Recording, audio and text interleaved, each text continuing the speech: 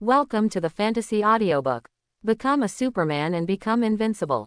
Chapter 61. Marvel Universe. Stark Mansion in Los Angeles. DDDD. As soon as Leon appeared in the basement, all the instruments and lights turned red, and the alarm bell rang urgently like a reminder. Dad-Eye held up the disinfectant spray, rolled the pulley and ran towards him, spraying it at him. Ben raised the fire spray on the other side, also ready to go. Okay, stop. Am I a home invasion robber? Are you so aggressive? Leon waved to Ben repeatedly. The alarm bells and red lights then stopped. Master, you are finally back. It seems that your life in another world is not going well. Jarvis's voice appeared. Finally, how long have I been away? It's been more than 10 years, right? Leon's heart skipped a beat. If more than 10 years had passed, the swimming incident might have happened. 12 hours and 37 minutes have passed since you left, and it is now 7:49 the next morning. Ah, Leon raised an eyebrow. I've only been walking for 12 hours, and you use the word, finally. Jarvis, I think it is necessary for you to reload the program logic of choosing words and sentences. Master, these are the words I chose based on the changes in Mr. Stark's mental state after you left. Jarvis said. So Tony misses me very much. Leon couldn't help laughing. I think so. 3 hours ago, he would ask if you were back once every 7 minutes on average. What about the 3 hours just now? Was it once a minute? Mr. Stark fell asleep 3 hours ago. Now he has received an alarm and is rushing down. I just thought I heard you guys talking bad about me. Tony suddenly popped up from the stairs. He was wrapped in a white scarf and ran over as soon as he got out of bed. Look who's Peter Pan is finally willing to go home. Could it be that he was wronged outside and came back to complain? As soon as Tony saw Leon, his excited expression instantly became extremely lazy, and he fell on a chair with crooked steps. Isn't this because I'm afraid that the empty nesters at home will be lonely? Leon felt a little funny. I didn't expect, Tony, that you can't live without me so much. It's only been 12 hours, and you've already started calling my name in your dreams. Do I have to come back quickly? I called you by your name in the dream, just kidding. Tony smiled, unable to laugh anymore. Did Jarvis say that? What do you think? Shet, watch your language, Tony. Leon sat on the table next to Tony. Sir, I never told Master Leon that you shouted about him in his sleep 17 times in the past 3 hours. Jarvis complained. Tony slapped his face. Good, you said it now. Sorry, sir. Tony rolled his neck helplessly and looked at Leon again. So, you are suffering in another world. Why do you say that? Leon was puzzled. Jarvis just said the same thing. Tony spread his hands and deliberately looked around. It's very obvious that your Super Mark 1 is lost, along with the Jarvis subsystem inside. His guess makes sense. After all, Leon was still wearing his armor when he left, but he was alone when he came back. Something must have happened. So that's what you're talking about. Leon suddenly realized, I left the armor there on purpose. The situation in that world is like this. He briefly told the process of his time travel and what happened in the world of Resident Evil. It's just that the part about studying the fusion of Kryptonian blood and viruses was omitted. Tony touched his chin and thought, world consciousness and viruses are very interesting. But one thing is strange, you also spent 12 hours in that world. That's right, you want to say that the time flow rate on both sides is the same. Leon nodded. I also thought of this. It's amazing, right? Tony clapped his hands. That's the problem. He took a box and a pencil and inserted the pencil into the box. You must know that in space under different gravity, time flows at different speeds. Come on, don't tell me you don't know. Tony was as serious as if he were in class. Leon nodded in confusion. Of course I know this, the theory of relativity. According to the theory of general relativity, the greater the gravity in the universe, the slower the flow of time will be. Very good. Tony stabbed the pencil through the box. He pointed to the pencils on both sides of the box. Suppose this box separates two universes, and this pencil has traveled through the past. The left part of the box has more space, the right part has less space. The location where the two of them were at this time was in the front half of the garage, and the size of the space was an appropriate metaphor. So, Tony said, assume that the larger part of the space has a greater mass, and the smaller part has a smaller mass. Do you think the time flow rate will be the same on both sides? Leon was stunned. It's different, unless the mass of the two universes is equal, and the space mass of the part of the Earth where I am located is also equal. That's right. Tony put down the box and snapped his fingers, but the chance of this happening is incredibly small. Do you still think it's reasonable for the two worlds to have the same time flow rate? An electric light flashed across Leon's mind. He frowned, suddenly realizing he would feel that the time flow rate in the two worlds should be the same. In fact, it's because it's written like this in many novels I've read before. So he subconsciously thought so. However, in fact, it is probably his thoughts that lead to the same flow rate of time. Tony looked at Leon's astonished expression before continuing. I think you are traveling between two worlds.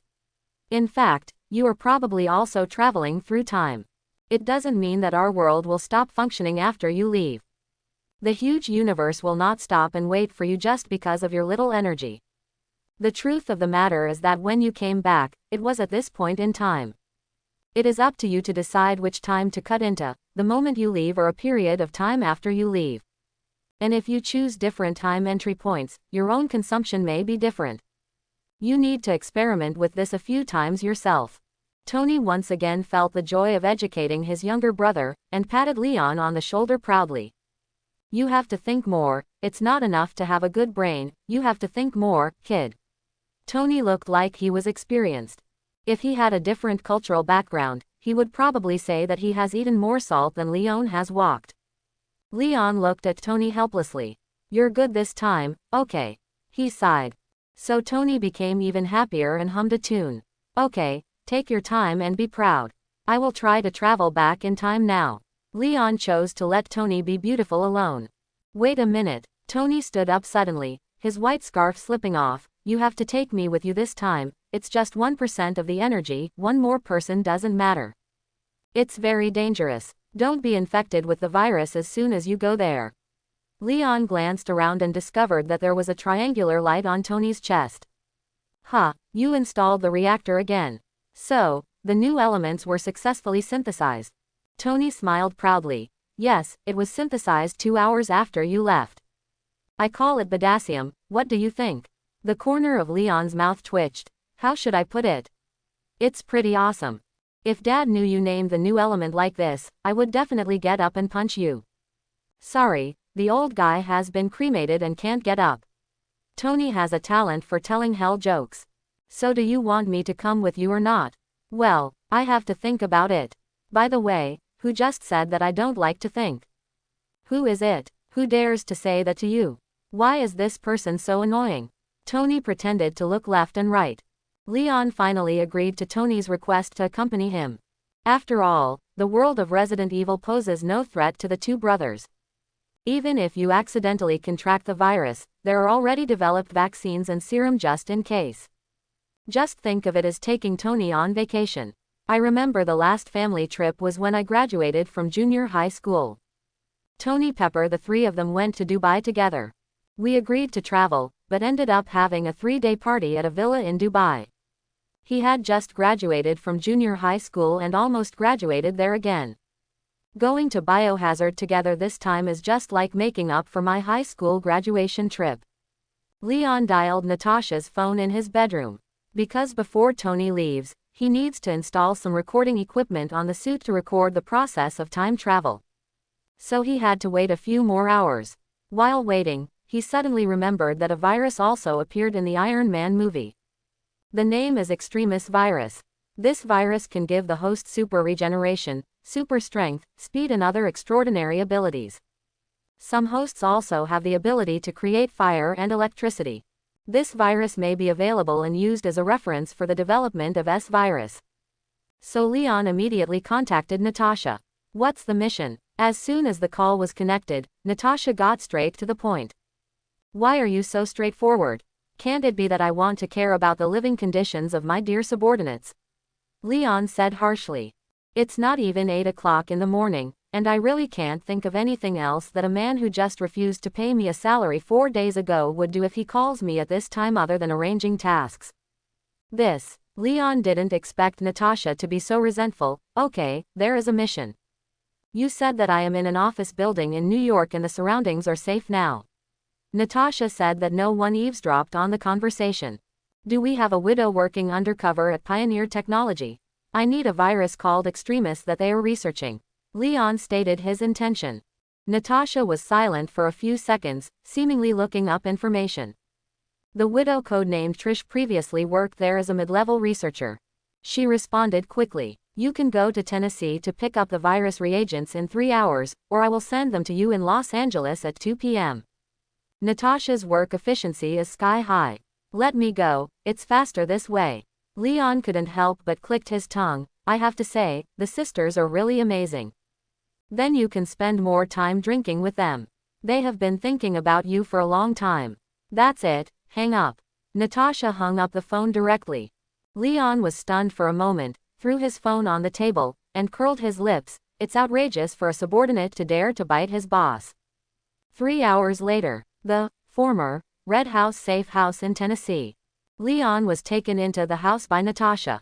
This is a cabin in the woods. From the outside, it looks like a traditional Western-style pastoral wooden house. It is only 2 stories high and can accommodate a family of 5 at most. But after Leon walked into the underground darkroom of the wooden house, what I saw was a modern base with 4 floors of underground buildings. There was no one in the base, except for a few widows who had drinks with him twice. After seeing him, several people greeted him cordially and continued to go about their business. Natasha took Leon into the innermost control room. She took out a reagent and a USB flash drive from the safe. With the support of Trish, a few sisters outside and I just stole this together. Do you want to use it for research? Natasha said. I looked at some research records, and it seems that there are still big problems. Thank you, Nada. Leon took the reagent and observed it in front of his eyes. I know there is something wrong with it. It's just that I'm researching a virus that can give humans super regenerative abilities. Maybe the Extremis virus can give me some inspiration. Regeneration. Natasha's eyes fluctuated slightly. Can it cure physical defects? Yes, but that virus still has serious side effects and cannot be used directly. Leon patted Natasha's arm, but I am confident that I can solve its flaws, and very quickly. Then I'll be waiting. Natasha directly put her arm around Leon and caressed his hard chest muscles. So, this indifferent boss, can you give me your salary today? Here, Leon glanced around and saw that there was only one desk in the command room. As a result, Natasha followed his gaze, took cat steps and sat on the desk, crossed her legs and said, right here, now. An hour and a half later, Leon helped Natasha put away her clothes, but she had fallen on the chair and couldn't stand up. My assessment is that it's best for people not to be addicted to drugs. Leon used his fingers to pinch Natasha's cheeks out of shape. Natasha rolled her eyes. You can't be gentler. You are slandering me. I have been complying with your needs. Leon straightened the battle-damaged version of Natasha on the chair. He turned and left. After the wages are paid, I will leave first. You can continue the task of liberating other widows. Remember to pay attention to safety and contact me if you have anything. Leon. Natasha suddenly shouted again. Do you know that Pioneer Technology is kidnapping beggars for human experiments? Leon was stunned for a moment. They are starting to do this kind of thing now. What do you mean by saying that? If you agree, it can become Stark's property in 2 days. Natasha said. Leon raised his eyebrows. It's great, of course I agree, but you have to pay attention to safety, and contact you if I have anything to do. I know. Natasha smiled. It's good to know. I'm leaving. Leon picked up his trousers without taking away any clouds. Of course, he didn't forget to take away the Extremis virus and the USB flash drive. 1 p.m. Stark Mansion basement. Where did you go just now? I didn't even find you at home, and Jarvis couldn't locate you. Tony put on his armor and put his hands on his hips. God knows how excited he was to be able to travel across the world. He has already modified his armor as fast as he could in his life. As a result, his stinky brother disappeared at the critical moment. For him, this is the same as not being able to find the toilet when he has diarrhea. I asked Natasha to help me get a copy of the Extremis virus, which will be helpful for my research in another world. Leon gestured to the metal box in his hand. What is the Extremis virus? Tony wondered. It's a biochemical virus developed by an old acquaintance of yours, Killian. Leon gave a rough introduction to the origin of the virus. Sounds like a good idea, although it's unlikely to achieve a stable injection. Tony nodded. But who is Killian? Do I know him? He urged impatiently. Stop talking about these irrelevant people now, hurry up, let's start traveling now. Okay, no problem. Leon put his hand on Tony's armor's shoulder and enveloped him with a biological force field. Then close your eyes. The consciousness once again sank into the dark space of searching the world. It's no longer empty here. Instead, a bubble of chaos resides. As long as Leon's consciousness comes into contact, he can understand that the bubble represents the world of Resident Evil. And this world has been permanently open to him, with unconditional access.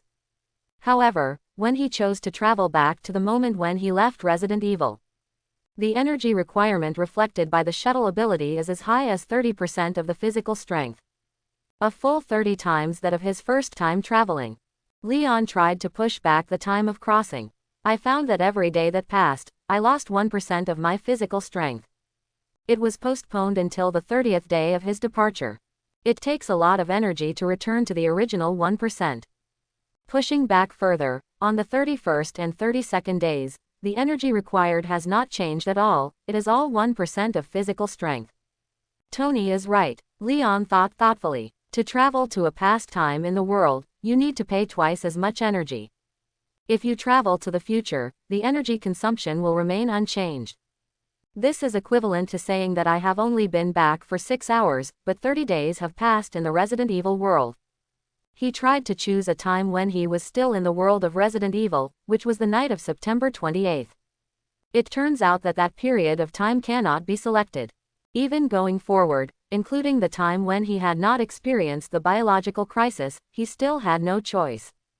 In other words, based on the time when I appeared in that world, the past cannot be traveled, but the future can be chosen at will. Leon mused. He then tried to use his shuttle ability to select Tony and mark him as another life that would follow him through time travel. As a result, the energy needed to be consumed skyrocketed instantly, reaching 11%. Leon then tried to tag the entire Stark Villa to follow through. But it was found that the energy requirement was still about 11% of physical strength. For him, the extra energy required after traveling through the villa is about the same as taking a breath of air conditioning. Carrying life across time consumes a huge amount of energy, but carrying matter consumes nothing. Leon probably understood the mechanism of shuttle ability and stopped studying it. He reminded Tony, "Get ready, it's about to begin." "It's been ready. Hurry, I can't wait to try the cheeseburger from another world," Tony shouted excitedly. Finally, in his consciousness, Leon confirmed that he had traveled to the time point 30 days after he left the world of Resident Evil. The next moment, the two people disappeared from the spot. Resident Evil World, October 29th. In a tropical rainforest. Two figures who were not supposed to belong here suddenly appeared, startling a flock of birds. After Leon opened his eyes, he immediately looked at Tony, who was wearing a battle armor next to him. He used his supervision to observe and confirmed that Tony's body was still the same as before with kidney deficiency, and he was immediately relieved. He waited there for a few seconds. Suddenly the steel suit trembled, the visor lit up, and Tony woke up. Exclamation mark, exclamation mark. As soon as I opened my eyes, I saw unfamiliar woods and wetlands. Tony subconsciously exclaimed, "Leon, are you awake? Your physical fitness still needs to be improved. I've been waiting for a long time." Leon joked. "So long, but I do feel like I slept." Tony patted his head through his visor. "Where is this? The Amazon forest. By the way, my recorder." Tony slapped himself awake. "Jarvis, did the recorder record the process of crossing? Especially the area of emptiness that Leon described?" "Shit, why don't I feel that way at all? It's as if I just slept and came here." He was very annoyed. Jarvis said, "Sir, for unknown reasons in the garage just now, all the circuits of the armor were disconnected, and the instruments did not operate normally." "How come?" Tony looked disappointed. does that mean we didn't record anything? The circuit of the armor was actually disconnected at the beginning of the time travel. Leon said, the same happened to me last time. I guess it's a protective mechanism. There is a saying that the amount of information outside the world is too huge for humans, and just a glance at it may cause brain death. So you slept soundly during the time travel. Maybe it was a kind of protection. Tony shook his head. Maybe, so where are we now? You asked Jarvis to connect to the internet and try to search. Leon closed his eyes and began to listen to the voices of the world. All of a sudden, there were explosions, screams, quarrels, crying, roaring, countless negative messages came to our faces. Leon suppressed the super hearing almost subconsciously. How could this happen? He was surprised. It was clear that the crisis in Raccoon City had been resolved when he left, and everything had been arranged, leaving Jarvis behind. Why did the sound I just heard sound like the whole world falling into an abyss? There is almost no place on the entire Earth that is not shrouded in gunpowder smoke. There were roars of artillery fire and sounds of wailing and wailing everywhere. What happened to this world in 30 days? While Leon was wondering, an invisible wave came. With a thought in his mind, he used his shuttle ability to connect to the wave. All kinds of complex emotions of ecstasy, resentment, depression, and joy suddenly rushed into his consciousness. Leon was stunned for a moment and sorted out the information. Leave, evolve, lose control, gift, save. Gift, save. The consciousness of the world repeats the emotion of asking for help. Leon realized, I'm afraid it was during the time he was away. What does world consciousness do? So much so that it pushed the world to the brink of loss of control. It's another gift. You want me to wipe your ass. What do you want to give this time? Leon felt that he had to raise the price. It would be best if his scientific research capabilities could be doubled or tripled. However, as soon as he conveyed his thoughts to the consciousness of the world, the other party immediately responded with helpless emotions. In other words, the previous improvement was already at the highest level. Are you such a waste? Leon couldn't help but curse. A cowardly mood suddenly appeared in the consciousness of the world, as if it were a trembling child. Then what else can you give me? Leon sighed. The words fell. Dots of white gold light suddenly appeared on the ground around him. Only he can see these lights. They gathered together, condensed into a larger light group, and then floated towards Leon, trying to merge into his body. Leon knew this was a gift and did not reject it. However, the next moment, as soon as the light ball integrated into the body, it was popped out again. Leon was stunned. Immediately, the world consciousness sent him more information. He understood after analysis. The light group in front of you can transform the human body into a physique that can perfectly adapt to all the products of the Resident Evil series. It can be said to be a positive reinforcement without side effects. However, just as the light group was about to begin to fuse, it was spontaneously expelled by the Iron Man's immune system. Apparently, his immune system thought this was a useless thing to weaken him. This kind of thing is useless to me. Leon felt a headache. That's right. He clapped his hands. You can fuse it with the person next to me. It's almost like giving it to me. World consciousness expresses submission. Then the ball of light swayed into Tony's body. At this time, Tony's mask popped open and he was looking at Leon like a fool. What are you doing? Are your synapses collapsing and suddenly causing epilepsy? Tony's words were sharp. What else is melting into me? Who are you talking to? Oh, what is this? Someone stuffed a hot water bottle on me. Tony suddenly jumped up, scratching his head and groping around randomly with his hands. He even took off his armor, ran out, lifted up his shirt and groped carefully. You look more like crazy than you do. Leon complained. I was communicating with the world consciousness just now, and it transformed your body. This warm feeling all over my body is transformation. Does it turn me into a Kryptonian? Tony was stunned for a moment. No, it allows you to insert various local specific biological factors in the world into your body at will, and they can all be perfectly integrated. What kind of transformation is this? Tony threw his head back in disgust. It sounds like he's going to turn me into a Frankenstein. A gift from world consciousness is better than nothing. Just be content. Leon spread his hands indifferently, and then he received the emotions shared by the world's consciousness.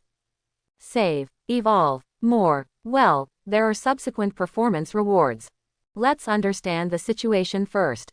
Leon flew up. It seems that some bad changes have taken place in this world. Tony also put on his suit again and took off. The two were floating side by side, and suddenly Jarvis's different voice came from the Mark IV on Tony's body. Master Leon, you are finally back.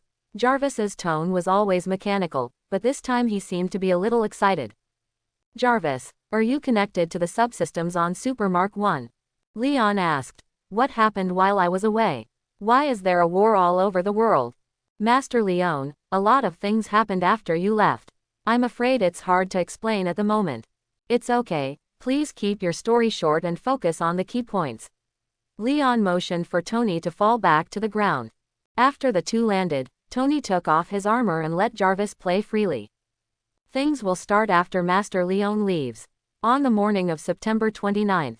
After you leave, Miss Jill Valentine and Chief Marvin, leading the police, began to search for survivors across the city. By night, the entire city had been emptied out, and more than 90% of the zombies had been eliminated. But as you warned, Umbrella Corporation discovered anomalies in the city. They airdropped 6 tyrants into the city, but fortunately, they were all killed by everyone using serum bombs. In order to avoid a more serious attack, Sheriff Marvin decided to take everyone out of Raccoon City overnight. The team of tens of thousands of people left in a mighty manner, and even the military who set up checkpoints outside the city did not dare to stop them. The deserted Raccoon City also made all parties lose interest. After several special teams were sent in but found nothing, no one even paid attention to this suddenly dilapidated city. One day later, everyone who couldn't wait for your return left temporarily. Police officers such as Jill and Marvin were suddenly transferred to the New York Police Department. Miss Shirley and Mr. Budd chose to leave with your newly acquired subordinate Ada King. Other survivors were also officially resettled, although the compensation they received was not great. However, after everything stabilized, Miss Ada Wong was attacked by the HCF organization because she did not submit the G virus. So she asked me to take Shirley and Bud and hide with her in the Canadian countryside. There, I connected to the internet and made all the evidence of Umbrella's crimes public. Quote. As Jarvis spoke, he also projected the video taken by the armor, with both pictures and text. During this period, Tony couldn't help but make a comment, saying that Leon had a good eye for finding a girlfriend this time. After hearing this, Leon frowned. Although there are some twists and turns, they are all developing in a good direction. What happened next? Jarvis replied. The accident happened on the morning of October 1st. A biological crisis broke out in New York City and quickly spread to the world. But then Miss Ada Wong sneaked into Umbrella Company and connected me to the internet. Only then did we find the real reason. The crisis that swept the entire world seemed to have originated in New York, but its root was actually in Raccoon City. Everything starts in the early morning of September 30th. When Marvin, Jill and several other police officers led the survivors out of the city. A special Umbrella worker who was among them quietly stayed behind. The worker's name is Hank. He sneaked into the Underground Research Institute alone, and his mission was to recover the G virus. Fortunately, all the viruses and vaccines in the institute were destroyed in advance by Mr. Budd. Hank returns empty-handed. However, when he left the institute, he was bitten by a rat that came out of the sewer. And this mouse, half a day ago, after we left the institute, went to the laboratory you destroyed. It was infected with a prototype of the S virus. Quote. Jarvis projects surveillance video. Inside, a mouse got into a collapsed laboratory and emerged again soon after. The time marked as 11 o'clock in the morning on September 29th, less than an hour after Leon left the world of Resident Evil. Jarvis continues. Hank didn't take it seriously when he was bitten. He killed the rat and left Raccoon City directly for New York. On the evening of September 30th, Hank arrives in New York. October 1st, Hank went to Umbrella's New York branch, but his condition was extremely poor. Quote. In the surveillance video projected by Jarvis, Hank, still wearing combat uniform, staggered into the office building. The video starts to speed up. 10 minutes later, screams came from the building, and the crowd surged out like a tide. Soon, explosions occurred one after another in the building, and a 3-meter-tall behemoth rushed out in the light of the fire. It was covered in blood and looked up to the sky and roared. The guns and artillery of Umbrella's combat troops could not kill it, but instead made it mutate and become stronger again and again. Even those people who were splashed by its blood began to become like it, with their bodies distorted and mutated. The surveillance screen flashed and jumped to 2 hours later. There is already a dense group of zombies in front of the Umbrella building. Various used heavy weapons were scattered randomly on the ground. But the monster that Hank turned into at the beginning was still standing among the corpses, with scarlet eyes. Hank mutated inside Umbrella, and it quickly infected everyone he met. Based on base calculations, the chance of an infected person becoming a zombie exceeds 98%. People who survive the infection but do not turn into zombies will also fall into coma and be quickly eaten by zombies. The crisis quickly spread throughout New York. The final survival rate of local residents was even less than 1 in 1,000. Jill, Marvin and others who have just arrived in the New York Police Department. Then with my remote support, he fled New York with difficulty that afternoon. Quote, Jarvis switched the video material and projected New York shrouded in flames. However, this is just the beginning. After the situation in New York became irreversible, the military began to use powerful weapons. But the physical fitness of each of these zombies is more than twice what it was before the infection. Even for every 100 zombies, a monster like Hank will be born. These monsters are extremely tenacious. Even if they are hit by a 125mm tank gun and only half a blackened head is left, they can still survive. To kill them, coverage bombing must be used. However, there are too many of these monsters. Among the millions of zombies in New York, there are tens of thousands of such monsters, and they are even increasing. Because as long as ordinary people smell the blood of those monsters, they will be quickly infected and assimilated. Finally, seeing the situation getting out of control, Eagle used nuclear weapons. Quote, Tony was surprised. Nuclear weapon. Jarvis said. That's right, 1930 on October 1st. 3 nuclear bombs landed over New York, ushering in chaos in the world. After that night, New York was razed to the ground. But Umbrella's people have achieved the supreme evolutionary ladder. They extracted the virus from the zombies. After repeating the experiment, they found out, although there will be 1 super zombie for every 100 zombies. But for every 100 infected people, there will also be 1 survivor who can remain sane and will not turn into a zombie. These survivors will fall into a coma after being infected, but when they wake up, they will be just like ordinary people. Even because of the perfect integration with the virus, they will gain immunity and become extremely powerful, agile, and wise. Umbrella has a traitor named Albert Wesker. At that time, he suddenly returned to Umbrella Company and actively participated in the experiment. After being injected with the virus and surviving, his strength reached 20 tons and his speed reached 150 meters per second. So Umbrella called the virus extracted from these zombies the Ascension virus. Later, after a man named Wesker became stronger, he quickly took control of Umbrella Company. At that time, I had already announced the evidence of Umbrella's crimes, and they were being wanted by countries all over the world. But Wesker ignored this and directly launched his human evolution plan. In other words, the virus is released all over the world. London, Berlin, Monaco, Moscow, Tokyo. Umbrella is a global pharmaceutical company. They have branches in almost every country. Even if these branches are wanted, they are still capable of releasing viruses. So on October 8, European time, overnight, the airborne virus spread to most parts of the world. Within a few hours, the capitals of hundreds of countries fell one after another. 5 days later, the White Bear Kingdom abandoned its borders in Eastern Europe, moved all survivors to Siberia, and established a temporary capital on the frozen soil. Most of the cities of John Bull and Gallic Rooster fell, and the temporary command post was moved to the air defense base. What defeats them is not the power of the zombies, but the infection efficiency of the virus and its own loose management system. Until October 14, a relatively intact country in the world. Only the Rabbit country, which has strict customs and strong mobilization capabilities, is left. All of their soldiers wear protective clothing and fight on the southwest and northern borders. Successfully blocked the virus at the border. October 15. More and more superhumans who survived the virus are being noticed. Also, because of the existence of such a group of people, the situation of countries resisting zombies has undergone new changes. October 16. The whole territory of Xinjiang is plunged into a zombie crisis, and the economy is completely shut down. On this day, Texas declared its independence. On the one hand, the military's bombing of New York destroyed the country's hearts and minds. On the other hand, a group of superhumans came to the forefront, took power amidst gunfire and speeches, and formed a new officialdom. October 17. 16 states, including Florida and Louisiana, declared independence. It was also on this day that Jill, Marvin and others, who had traveled around several states, were trapped in a small town in Missouri.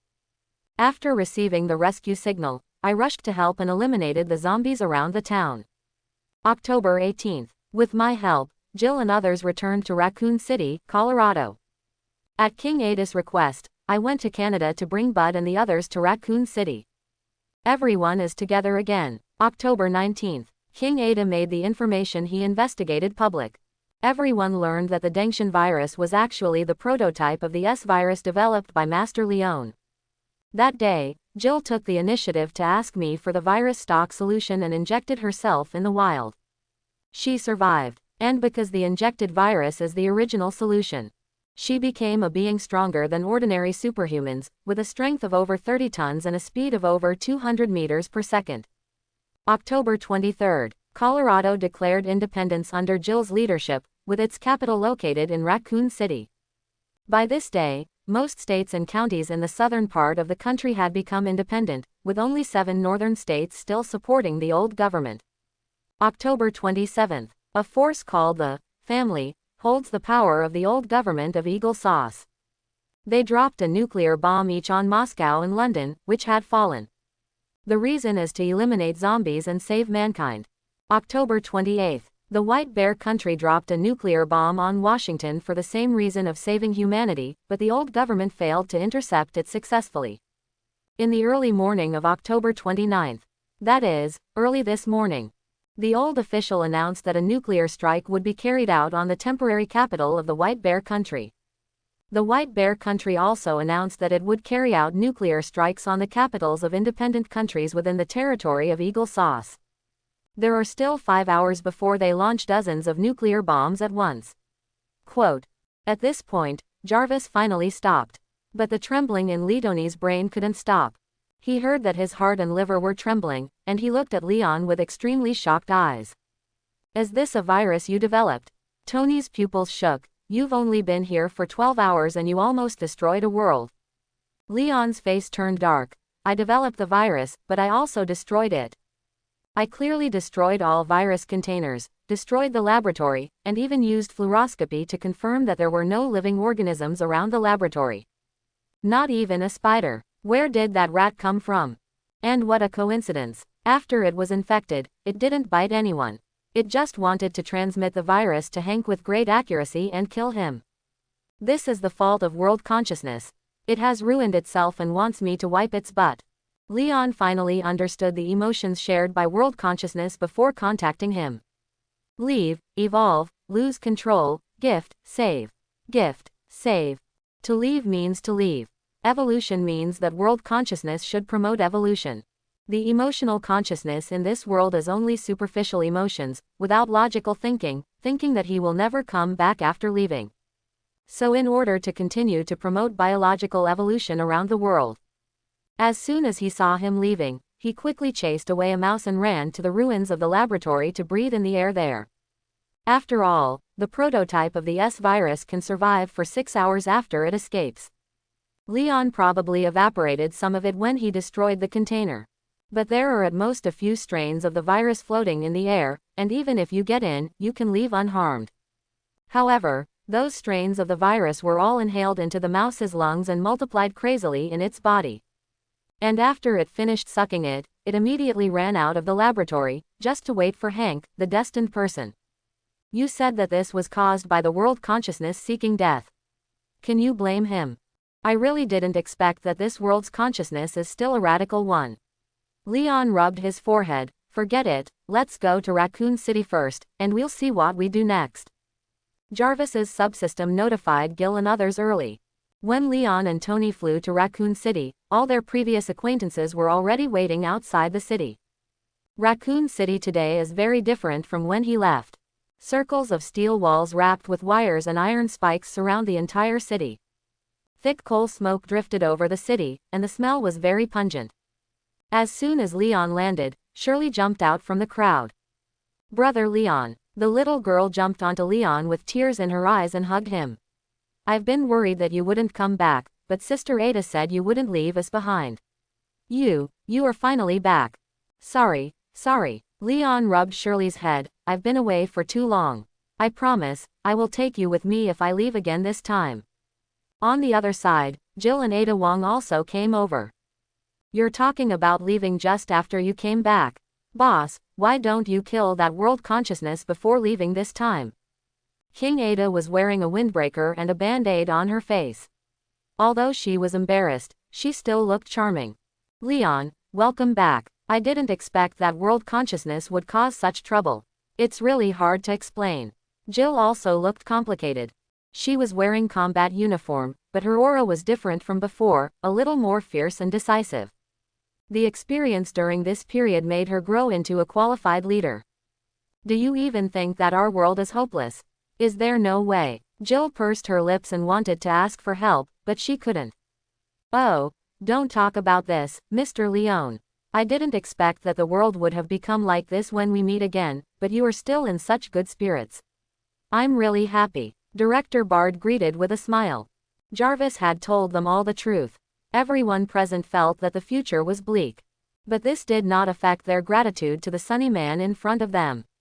Leon's eyes scanned the faces in front of him.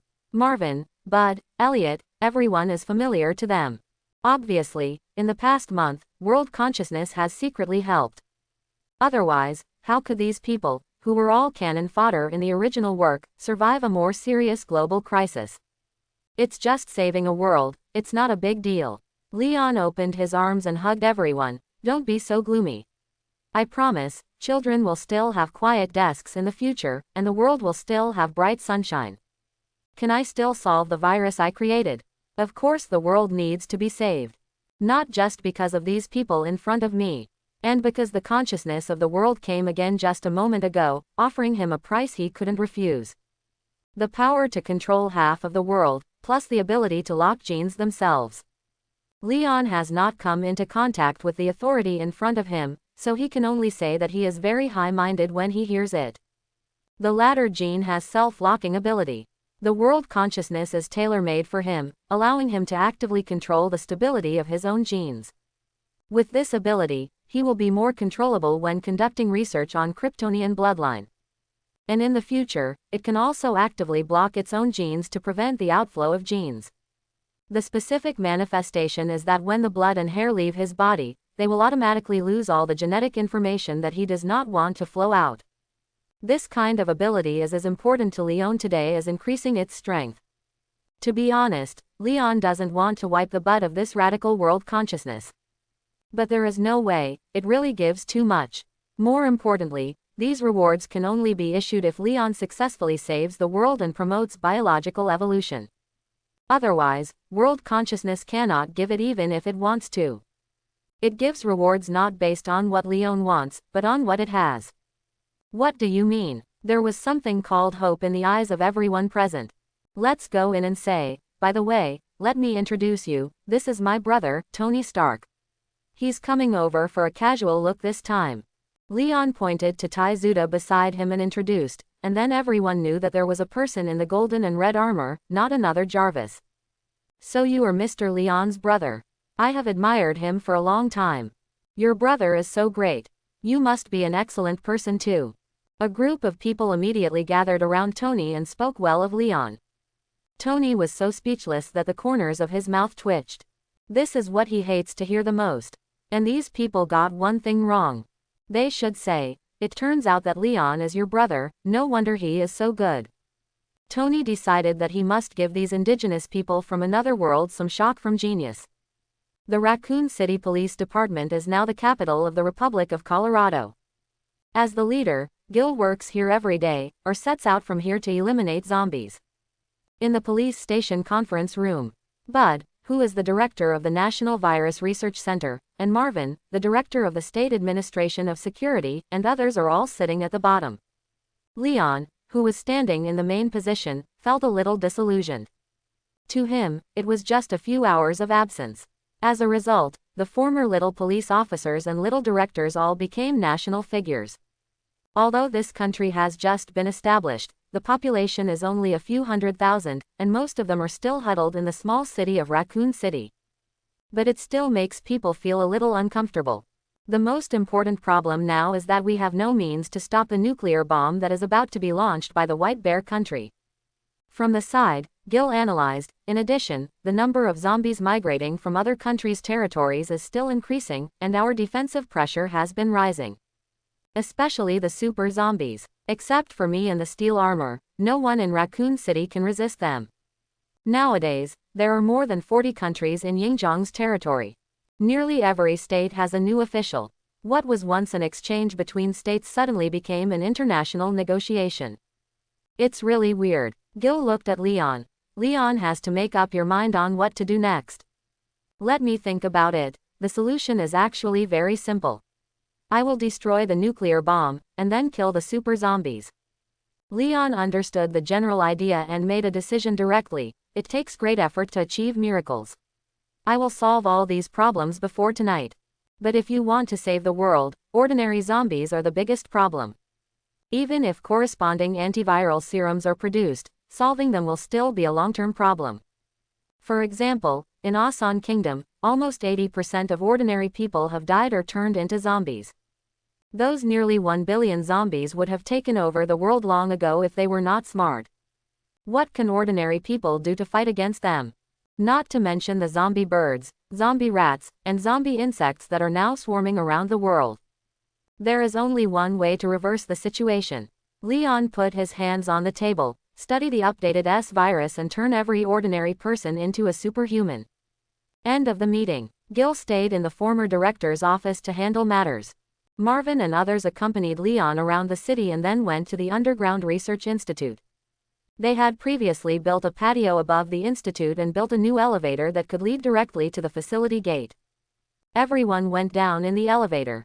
I don't think you can eat burgers in this world anymore. Tony complained to Leon in a low voice. The virus has simply made this place go back to the Middle Ages. Even the streets are full of people sleeping, and the smell of excrement is everywhere. So, you regret coming here now? Leon also asked in a low voice. Regret? Tony looked like you were joking. What does this word mean? Sorry, I don't know this word.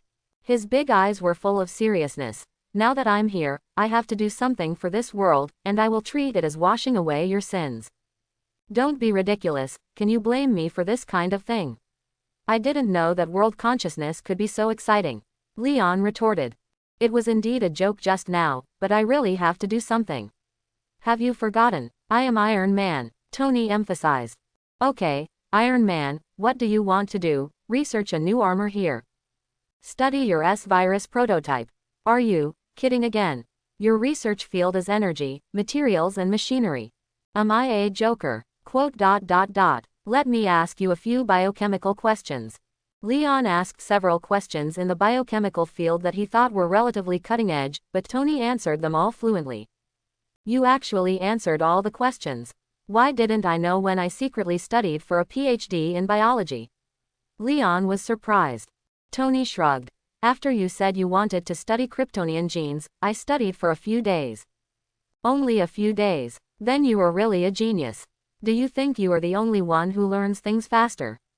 Tony shook his head indifferently. Learning speed is only the basis for becoming a genius, kid. Leon suddenly realized that Tony's learning speed was not much slower than that of a person with a super brain. The other party is indeed worthy of Thanos' evaluation of a person cursed by knowledge. After the elevator arrives at the institute, Tony took Leon and rushed into the laboratory. In the research of S-virus, Tony got started very quickly. Often, before Leon has finished explaining the previous sentence, he has even figured out the content of the next 3 sentences. For the first time, Leon felt the ability to understand something as fast as a super brain in someone else. The two of them discussed and experimented. When one person bursts with inspiration, it always inspires the other. Their inspiration is like a left foot stepping on the right foot, spiraling upward into the sky. Next to him are Director Bud and his assistants as assistants. They were all in a state of confusion with big eyes and small eyes. They couldn't understand why there were such perverted people in the world, and two of them appeared at once.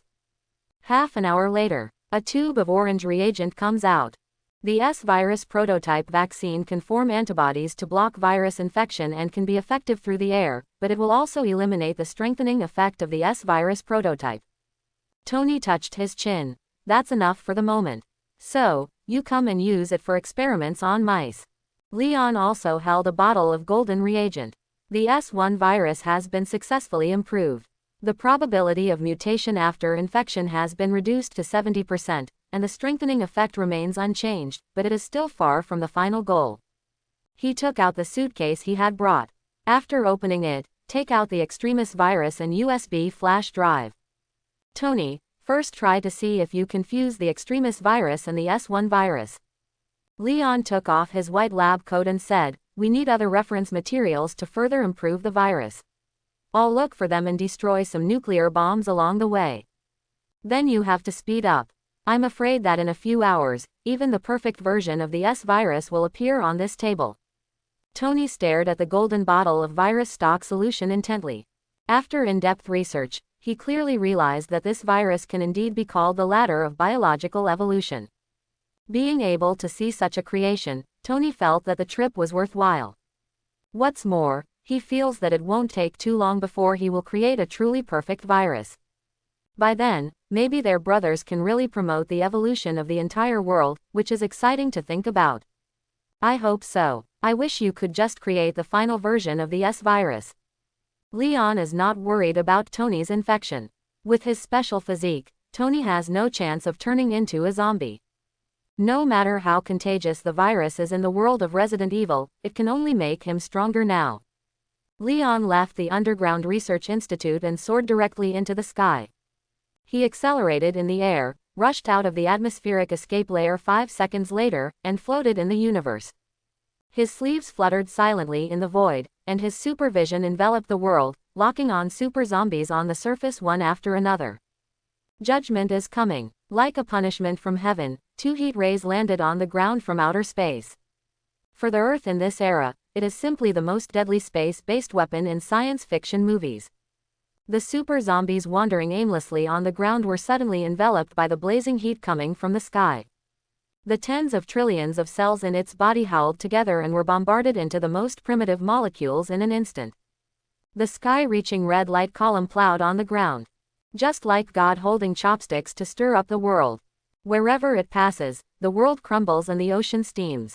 In the realm of Asan Kingdom, millions of super zombies roared up to the sky, as if they wanted to challenge the divine punishment from heaven, but they were instantly wiped out in the beam of light.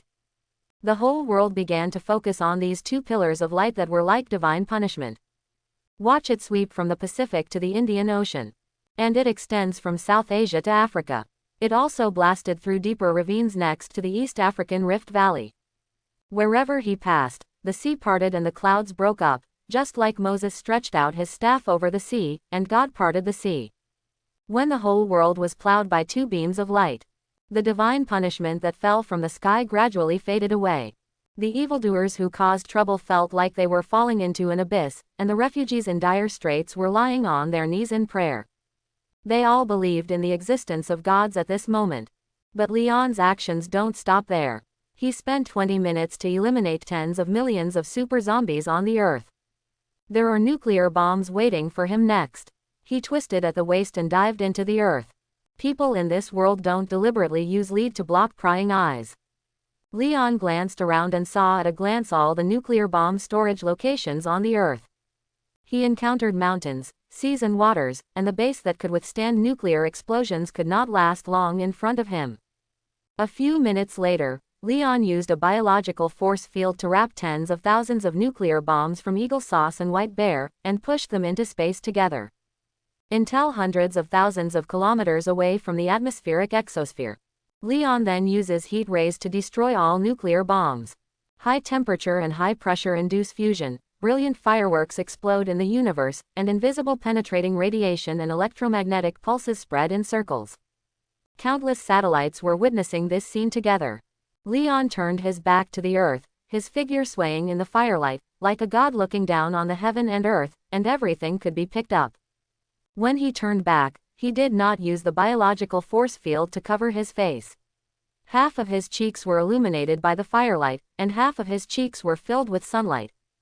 Countless screens around the world recorded Leon's face at this moment. This face, like a knife and an axe, has been deeply engraved in the minds of countless people in front of the screen. Raccoon City. Ada Wong, Jill and others were also looking at Leon's figure on the screen. He just destroyed all the nuclear bombs of the eagle and the bear. Even though she was calm, Ada felt that her brain was slightly heated at this moment. Gil looked at the screen steadily and showed a wry smile. I thought that after becoming a superhuman, I had shortened the distance with him, but I didn't expect that he was so strong. Brother Leon, great. Shirley raised her hands and cheered, he saved us again. Marvin and one of his men looked at each other and spread their hands. You see, this is why we call you Kennedy instead of Leon. Leon S. Kennedy shook his head helplessly. Maybe I should give him a nickname. Otherwise, having the same name as this gentleman would be quite stressful, to be honest. In the research institute, everyone who saw the scene of the nuclear bomb explosion cheered. Tony glanced at it and continued to study. What kind of strength Leon has, he knows best here.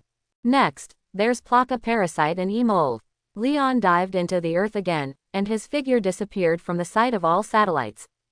He didn't have any cover and fell like a meteorite. The fire around him was caused by friction due to the high-speed movement, and he crashed into a village in the Spanish Wolf Tooth Valley. Boom! The huge shock wave spread, and dozens of houses in the village were swept away by the air wave. The ground cracked like a spider web and collapsed rapidly. After the aftermath, Leon floated up from the 10-meter deep crater created by the impact and flew towards the castle deep in the village. This castle has been handed down from the Middle Ages and is classic and magnificent. Leon couldn't help but stop and admire it for a few minutes. Then he kicked outside the castle, and immediately the entire building complex collapsed. The people inside emerged from the ruins one by one, standing there stunned, but they were unharmed due to Leon's control. Who is Sadler? Leon asked the question, but looked directly at the man in the back of the crowd wearing a hood and holding a scepter.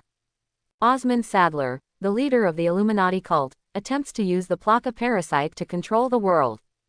Everyone in the castle ruins turned their attention to Sadler. The man's face under the hood was hidden in the shadows, as if he was planning some conspiracy. Thump. Then he knelt down with a thud. Sir, I am Sadler. Leon stepped on the ruins and walked up to Sadler. Hand over the dominant Plaka Parasite. Yes, but the dominant type is gone for the time being. Sir, please give me some time. Sadler's body trembled slightly. No, isn't this already available? Leon crushed Sadler's head with his foot and burned his body with heat rays. After a few seconds, a parasite crawled out. I hate it when people lie to me. He put away the parasites and looked around. Destroy all the parasites within 3 days, otherwise you will be the ones destroyed. Dust rises. Leon disappeared silently, which was completely different from the grand appearance when he arrived. After a brief silence, the sound of kneeling on the ground was heard.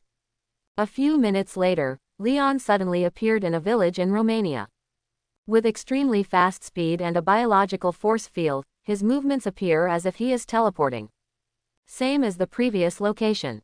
There are villages on the outside, but there are castles inside. Leon floats above the center of the castle.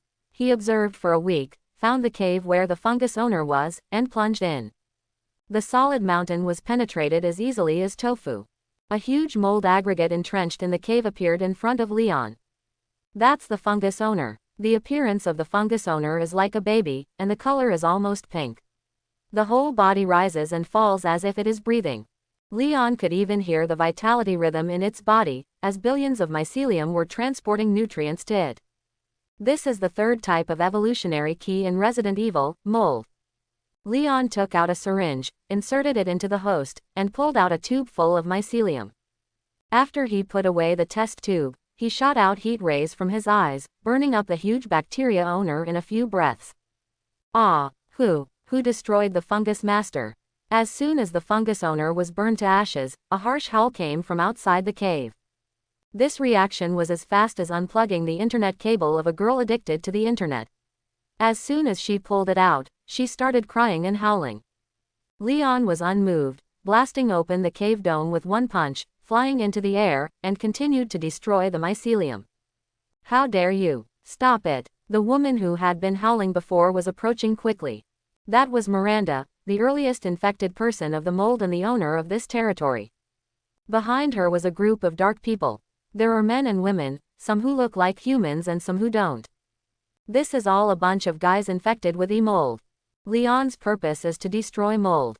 The arrival of these people can be said to be exactly what he wanted. According to the development context of Resident Evil games, mold may develop into a kind of annihilation crisis in the future. Now that they are all here, Leon decided to clean up all these hidden dangers, as if he had completed the mission of saving the world that world consciousness mentioned before. He immediately climbed up and breathed out his freezing breath with all his strength. After a few seconds, the entire village turned into a huge piece of ice, and even the lake outside the village was not spared. Every facet of the huge ice cube is crystal clear. Leon could even see Miranda in the ice, whose expression remained at a ferocious moment. I remember this person has lived for more than 100 years. Mold is indeed unique. He flew to the edge of the ice, and with one force, he lifted up a huge ice block with a radius of more than 3 kilometers and a height of more than 200 meters in front of him, and then flew into space. Soon satellites from various countries captured Leon's figure again. But this time everyone in front of the screen was even more incomprehensible. Where did this great god find a giant ice block with a house, flowers, trees and trees? Is he doing a magic trick? I saw Leon throwing ice cubes outside the earth and smashing them with one punch. Suddenly, countless ice crystals with a diameter of no more than 1 millimeter spread out in all directions, like silvery white fireworks blooming in the middle of the night. All the people in front of the screen couldn't help but say, "So beautiful," to this wonder of the universe. When they came back to their senses and looked at the mysterious figure, the other party had disappeared again. The other side. As soon as Leon returned to the police station, he received a warm welcome from everyone. Jill took the lead in shouting thank you. She saluted tearfully and then hugged. For a time, the hall was filled with applause, cheers, and even tears of joy. All kinds of emotions are coming, like waves rising and falling. Fireworks and fireworks went off around Leon, and confetti of various colors scattered like a waterfall. There was also champagne. Kennedy pressed his thumb on the mouth of the bottle, shook it vigorously, and then cheered and sprayed out the fountain. They all knew what had just happened, and they all knew that the savior in front of them saved them. They watched with their own eyes the man on the screen killing super zombies with heat rays and detonating nuclear bombs. Today is undoubtedly their happiest day in the past month. Everyone gathered around Leon. Regardless of whether it is a girl or a boy, they should kiss him hard on the cheek and then proudly show off to others. They all saw hope. There were originally unsolvable super zombies and unsolvable nuclear bombs. Here in Leon, it was all done in less than half an hour. It seemed that the end of the world was just a noisy house game in front of this man. Here, the name Leon has completely become synonymous with the future. The men lifted Leon up and threw him into the sky, with smiles on their faces, as if they were throwing away their beloved at the wedding. The women pushed Leon onto the podium again, hoping that he could say a few more words. Even if there is only one sentence, they will definitely meet this handsome savior in their dreams tonight. Leon is actually not very interested in such occasions. It would remind him of the parties he attended as a child, hanging around Tony's neck. That really can't be said to be a good memory. After all, he can only be a spectator. But the expectant looks from everyone made Leon know that he had better say something. So he coughed lightly, looked around the suddenly quiet hall, thought for a while, and sang a Chinese version of the Internationale. Not too loud singing echoed in the police station hall. Slowly, some people followed Leon's rhythm in English and Russian. When the song ended, some people cheered loudly, while others burst into tears. But they have one thing in common: they are all rushing to the podium crazily, trying to hug Leon again. The carnival at this moment did not end until the night. Later, Even Tony ran back to the police station and took a large number of scientific researchers to join the carnival. He held the girl's arm to dance a waltz, held the beautiful woman's waist and drank Bordeaux. The happiness that had disappeared for a month suddenly came at this moment. Leon was a little confused that night. Alcohol couldn't make him drowsy, but the drunken cheeks pressed against him made him give up thinking. In the end, all kinds of strange things seemed to happen. When he saw Ada and Jill next to him early the next morning, he understood what was strange. The two of them still smelled of alcohol and were sleeping deeply. So Leon tidied up his quilt and chose to leave the room first. He washed the blood off certain parts of his body in the police station shower room. Put on another set of casual clothes. Then he slowly walked into the underground research institute. Of course Tony wasn't here at this time. The last time Leon saw him last night, he was leading two big waves and disappearing into the corner. It's estimated that Tony won't get out of bed until the sun rises 3 times today. There is actually no second person in the institute now. Yesterday's carnival probably made this newly established country press the pause button for a while. Leon simply started researching alone. He ordered Jarvis to open Tony's research records from yesterday. Originally, I wanted to take over Tony's results and continue research. As a result, he was surprised to find that the infection mutation rate of the S virus was actually reduced to 5% by Tony. This is actually no different from a true evolution potion. But even for Tony, isn't this kind of progress incredibly fast? Leon sat down and flipped through the electronic records. It turns out that Tony got stuck midway through the experiment, and his subsequent attempts to integrate the extremis virus failed. Finally, he had an idea and chose to use his own blood as the medium, and the efficiency of the experiment improved by leaps and bounds. Have to say, a constitution given by world consciousness. It is a versatile material when it comes to fusion viruses. Tony ends up analyzing the changes that occur when the virus integrates into his blood. Successfully fused the extremis virus and the S virus, and reduced the chance of mutation to 5%. Based on Leon's naming habits, he called this newly synthesized virus the S2 type evolutionary virus. But the subsequent research was not so smooth. Even if Tony found the right path, the infection mutation rate of the virus could not be further reduced. At the bottom of the research record, Tony wrote down a final conclusion. The characteristics of viruses are contagion and mutation. If we want to achieve complete safe evolution, we cannot use viruses as vectors. We need to find new media. Leon read Tony's message thoughtfully. New media, with mold or parasites? No, none of these will work. They are all unstable foreign objects. You have to find other things. But among the things I've come into contact with, there doesn't seem to be any other substances that can strengthen the human body. Leon glanced at the serum on the table, and suddenly an inspiration flashed in his mind. Wait a minute, super soldier serum, that's right. He slapped the table excitedly and stood up. Jarvis, do you have any dusty information about the super soldier serum in your database? Like a partial formula or something? Master Leon, there is a relevant document in the host group in Stark Industrial Park, but it is incomplete. Jarvis answered. Beautiful, that's what I want. Leon couldn't wait to activate his ability to travel, disappeared in place, and reappeared the next moment. He inserted a USB flash drive into the computer, and a large amount of super soldier information popped up. It seems there is really no possibility of failure this time. Leon touched his chin. The time soon came to noon. A sleepy Tony came to the laboratory. He originally wanted to tease Leon. But after seeing Leon's research direction, he couldn't sit still for a second. Immediately put on the research clothes on hands and knees and joined the research. Before I knew it, another 6 hours had passed. In the laboratory. When a sophisticated giant synthesizer beeps. The golden solution was poured into a clear syringe. Leon and Tony both had expressions of admiration on their faces. Look at her, how beautiful she is. Tony spread his hands like flowers, showing the syringe. We really did it, at this moment we are simply Prometheus, Leon. Leon also said, it can allow any creature in the world to move to a new level and become a new species. It's not an exaggeration to say it's the fire in Zeus's hand. It's really amazing. He walked over to the instrument and picked up the syringe. S virus, E mold, Plaka parasite, and extremis virus. We referred to the transformation method of the super soldier serum and integrated all the mutation factors and evolution factors of these 4 evolutionary keys.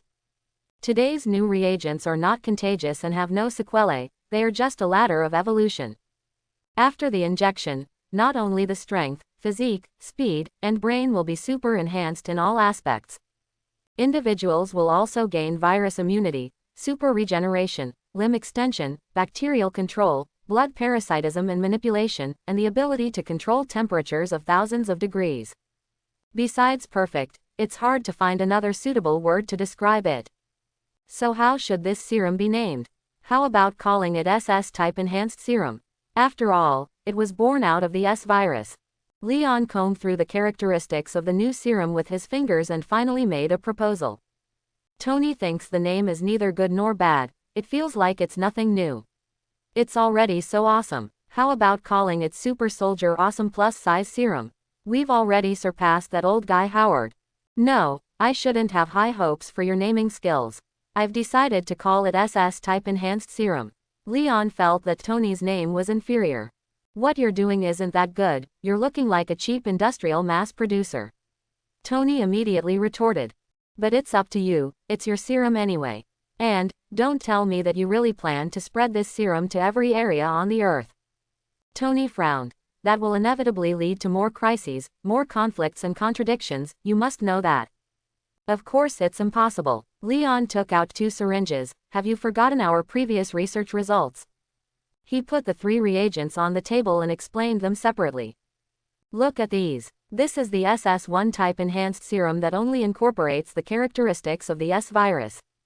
On the right is the SS2 type, which is based on the SS1 type and incorporates the characteristics of the extremis virus. The last one is the perfect SS3 type we just synthesized. I have already thought about it. I will spread the SS1 type all over the world, and only inject the SS2 type into trustworthy people. The last SS3 will be left to you. Leon patted Tony on the shoulder. After all, the first 2 serums can be synthesized directly, but the raw materials of SS3 must contain your blood. This serum is destined to be uniquely yours. Wow, to be honest, I was almost moved to tears when you said that. Tony threw his head back. His expression was exaggerated. If you hadn't taken 400 cc of my blood in one breath before, I would have cried. Don't say that, it's all for experiments. Come on, I'll take you to eat some delicious blood supplements. Leon put his arm around Tony's shoulders. Delicious, you mean those sticky cereals in this doomsday city? Tony couldn't praise the food in Raccoon City. You've already said it's the end of the world, and you still want to eat so much. Leon was talking, when suddenly a wave of fluctuation came. His expression gradually became strange. What happened? Why did it suddenly feel like seeing a ghost? Tony stopped, looking surprised. He thought of Leon's appearance in the woods yesterday. Ah, I see, is that world consciousness coming again? Leon was stunned for a few seconds. After coming back to his senses, he nodded with a weird look on his face. The meaning it expresses is very complicated, but it probably means that the SS reagent is not good, and it needs the contagious evolution agent from before. What? Its brain is broken and it says that? Well, it doesn't have a brain either. Tony exclaimed. He felt strange. So why not use SS serum? Because the SS serum is too stable, there is no longer the possibility of subsequent evolution. Leon was speechless. It wants something that is relatively stable, but also has the possibility of evolving or continuing to mutate. Tony put his hands on his hips. What an interesting idea. Does it want to keep evolving? It sounds a lot like what Obadiah said when he gave me advice before. He will also give you very complicated advice. Like the colorful black ones. Pretty much, so I always ignore him and just follow my own ideas. Now the case is solved. No wonder he wants to kill you. Maybe, but it's impossible for me to make a rifle that can heat, cool, and navigate as he said. What a strange idea. Sure enough, party all over the world is very strange. Leon returned to the experimental table. But fortunately, with the experience of developing SS serum, it is now easy to create a new S virus. He had no idea of rejecting the demands of world consciousness. After all, if something goes wrong again in the future, the consciousness of the world will still have to look for him. If you go to him again, it won't make sense if you don't give him more authority. By then, it will be unclear who is the world consciousness. Leon thought that if he really mastered the biochemical world in the future, it would be good to take out his world consciousness and be Jarvis's companion. 5 minutes later, the final type of S virus, with an infection mutation rate of only 1,000th, was successfully born. Its effect is almost the same as the original prototype version, which perfectly meets the requirements of evolving global creatures. After the new virus was synthesized, the world consciousness was indeed very satisfied. It exuded excitement, urging Leon to spread the virus quickly, feeling like a pastoral dog with its tail wagging happily. Okay, after I go to have a meal with Tony, I'll find someone to experiment with the virus. Leon promised repeatedly, then shrugged at Tony and walked to the elevator of the institute together. Yesterday's carnival indeed caused most people to miss work. The research institute was deserted until the two Leon left. There are only 2 or 3 police officers on duty in the police station. On the way to Leon, he complained that it would be difficult to manage a country with such a loose official organization. It wasn't until he met Jill that Leon knew that it was Jill, the president, who specially gave everyone a day off. The reason is that Leon saved the world yesterday, so today is designated as a new Thanksgiving Day. Now Leon had to change his mind and lamented that this new official was very efficient. But when I saw Jill, this stunning beauty was actually not in a good mood. In the former police chief's office. Gil, what's wrong with you? Leon asked, looking at Gil, who looked unhappy. Tony, the guy, saw that the situation was not going well and had already left, leading the 2 big waves from last night to where they were going. I shouldn't be the one to ask you, what's wrong with you? Gil put his right hand on his hip. You did such a ridiculous thing, but then left me and Ada behind, and disappeared for a whole day. I thought you had fled in fear of crime. Quote, the term absconding in fear of crime refers to criminals and should not be used indiscriminately.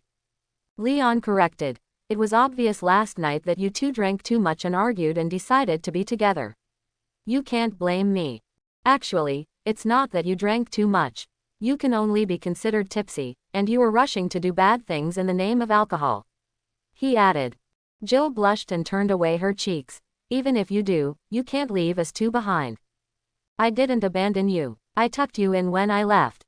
Leon picked up the paper cup and took a glass of water. I was just doing experiments with Tony at the research institute, and you didn't even notify me that I have a day off today. I'm still wondering why there's no one here today. He drank all the water in the glass and looked at the door again. By the way, Ada, why have you been hiding behind the door? The door creaked open. Of course I'm waiting for you to call me in. Ada pushed the door open and walked in, her steps still a little staggering. Her physique is far inferior to that of Jill, and it will take some time to recover after being injured. After all, I don't want to disturb the private conversation between my boss and my love rival. Ada said. Jill narrowed her eyes when she heard the word, love rival. Then would it be better for you to pretend not to hear and turn around and leave? Oh, really? I thought Miss President and I would be on the same page. Ada sniffed Leon closely. After all, compared to us 2 novices, someone's skills can be said to be at the pinnacle. Quote. Gil was stunned for a moment, then turned his gaze to Leon, feeling that Ada was right. No wonder I felt so. Could it be that you had other? Ahem. Leon coughed. Stop arguing. A president and a director of the intelligence agency are arguing at a critical moment. How can this country still run? The 2 of them were dumbfounded. This man knew how to deflect conflicts. Leon spread his arms at this time. So I think, as colleagues, we need to have a good talk together. Are there any problems that cannot be solved through communication? If there are, then it must be insufficient communication. What kind of communication? You asked me to finish what I just said. You are so impatient, you don't even wait for me. Ada shook her head and followed. Another early morning, Leon woke up in a familiar bed. He cheered up, woke up the 2 elves next to him, and did some morning exercises before washing up and leaving together. Police station lobby. Contrary to yesterday's empty scene, today the place is full of public servants coming and going. Tony was sitting at a table having a meal. His eyes had heavy dark circles, his face was pale, and he looked like he had kidney deficiency. Leon sat over, took a baguette and stuffed it into his mouth. The taste was hard to describe, but after the baguette entered his mouth, he chewed it and swallowed it. Tony, did you do bad things with the big waves again last night? Look at yourself, do you still look like a scientist after being obsessed with those things all day long? Leon took the moral high ground as soon as he arrived. If you continue like this, are you worthy of Pepper? Tony raised his eyebrows. Didn't I pay her salary this month?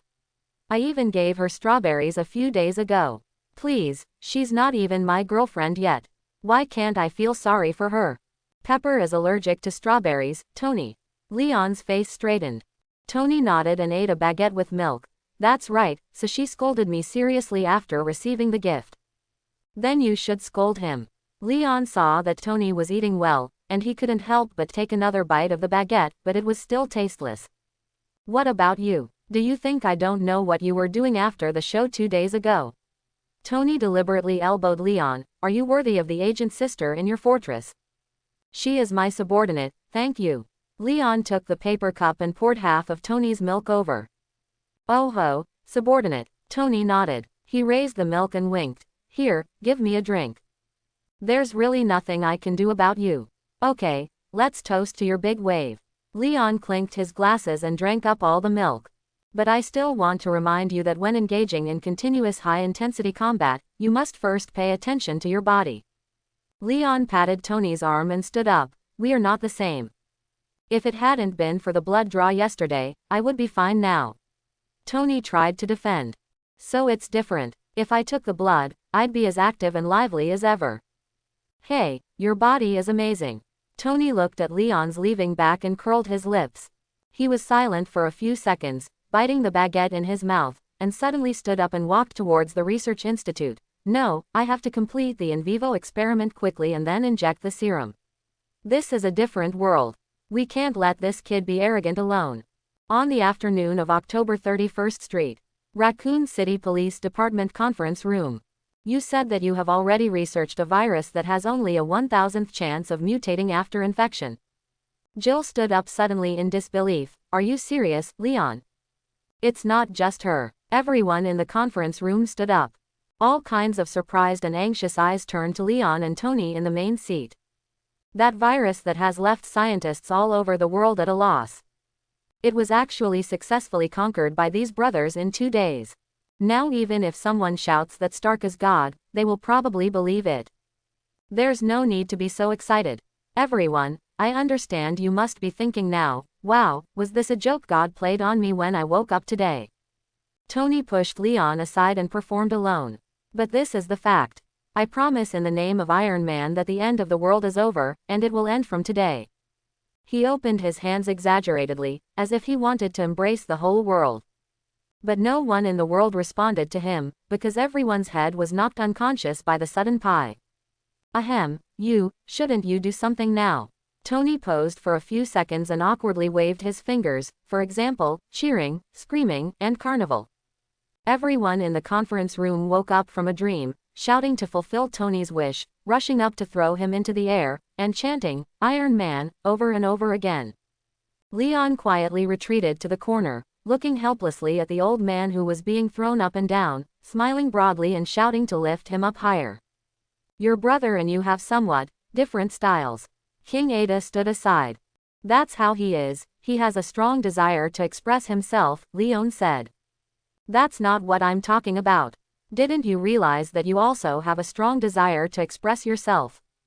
Ada couldn't help laughing. I mean he's more flamboyant, whereas you like to keep a low profile and then shine when no one expects. Leon raised his eyebrows. Thank you so much for helping us find what we two brothers have in common. You're welcome. Ada raised Leon's palm with her little finger. They are going to have a carnival again, so today. Old place. Leon replied immediately. Okay, boss. Ada blinked. However, the carnival that Tony had been dreaming about could not be held in the end. In a doomsday environment, there are not so many resources and time to waste. Moreover, no one wants to relax at this moment after hearing the news that the new virus has been successfully developed. Everyone is full of energy and hope is burning in their hearts. They can't wait to be infected with the new virus now and rush out of the city to regain the lost ground. The first batch of volunteers to participate in the experiment were recruited on the spot. When asked, no one in the conference room hesitated for even a second. They are not afraid of dying in the laboratory, they are just afraid that the experimental results will be unsatisfactory. These civil servants recruited by Gil are indeed warriors who dare to sacrifice and have a great heart. At the end of the experiment, the order was determined by drawing lots. Leon S. Kennedy, this new police officer, who had just received the lofty nickname, Three Lights, from the savior at the reception the day before yesterday, had the honor to be first in line.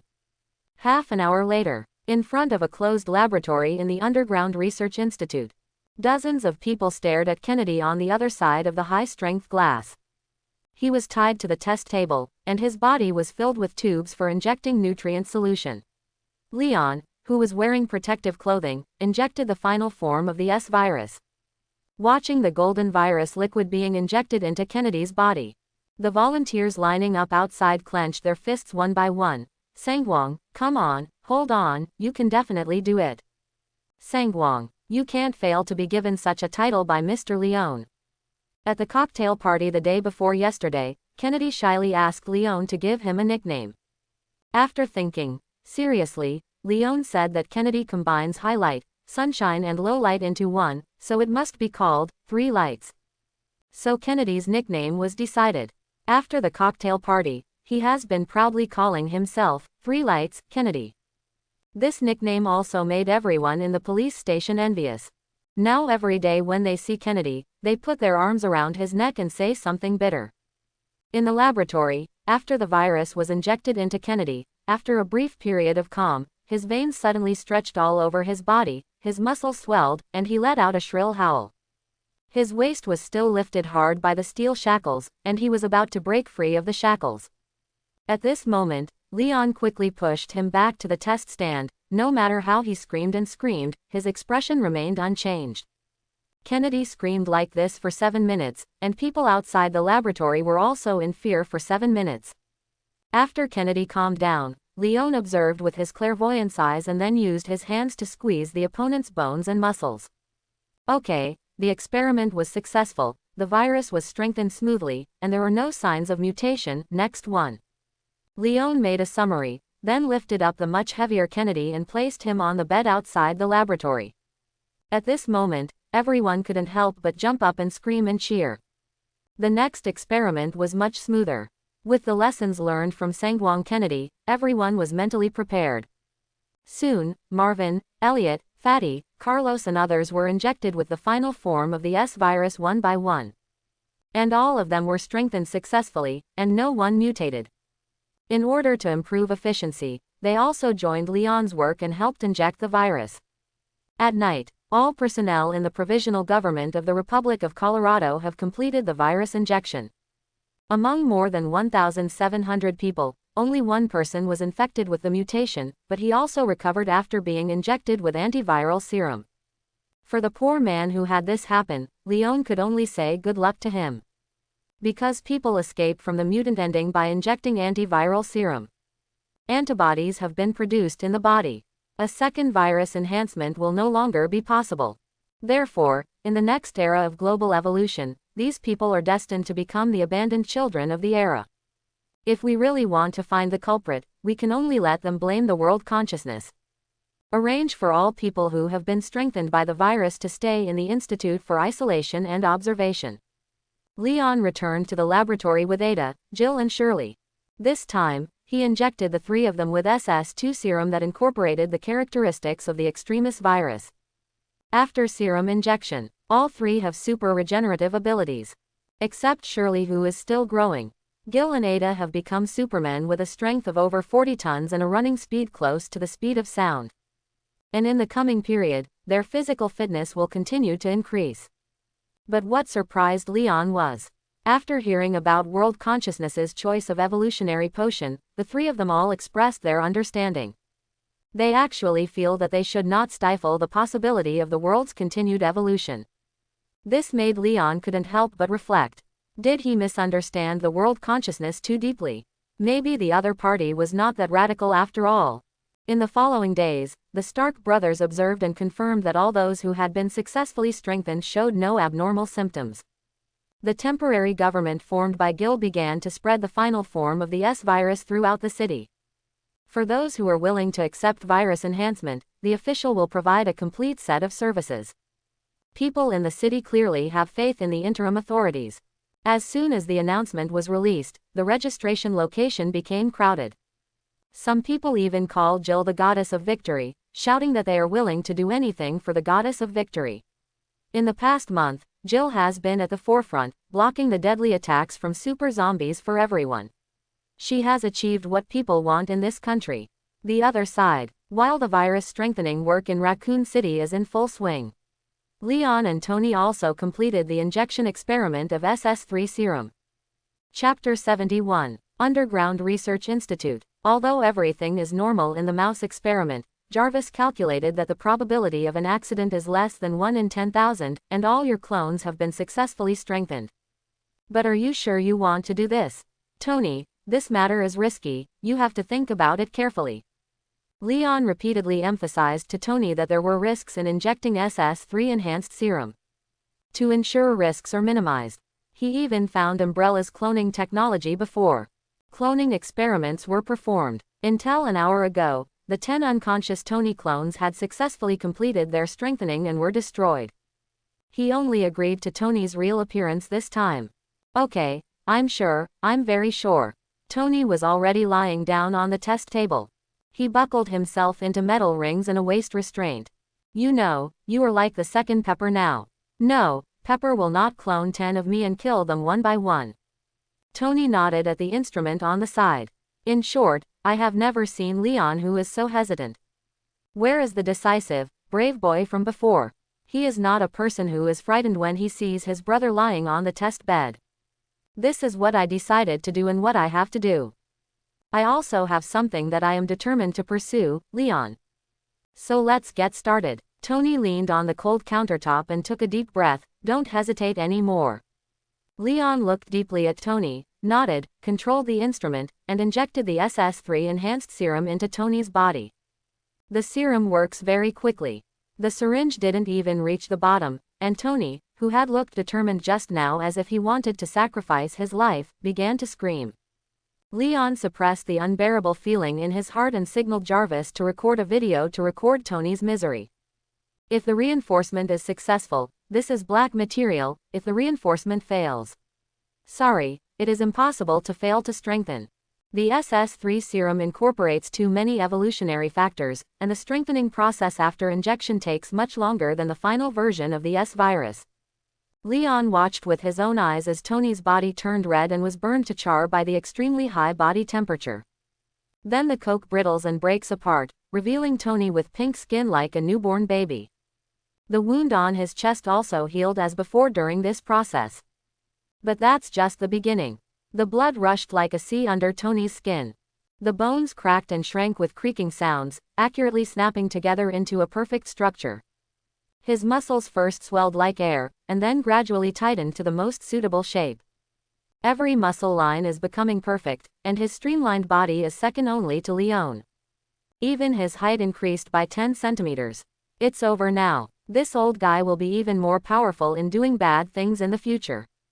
Leon extremely suspected that the reason why Tony was so determined to inject the serum was because he wanted to become stronger and do bad things.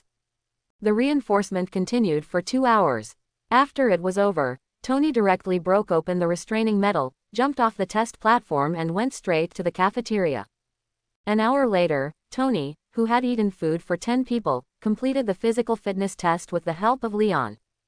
The strength of one arm is 113 tons, and the fastest sprint speed is 423 meters per second. I think you can abandon the steel armor. Leon complained while holding the experimental record. The most important thing is that you can also control E-fungus, use your flesh to generate flames, or make body tissues grow to derive flesh and blood tentacles. You can even use your own blood to control others. Leon slapped his forehead. Honestly, your abilities make me think you are like a supervillain.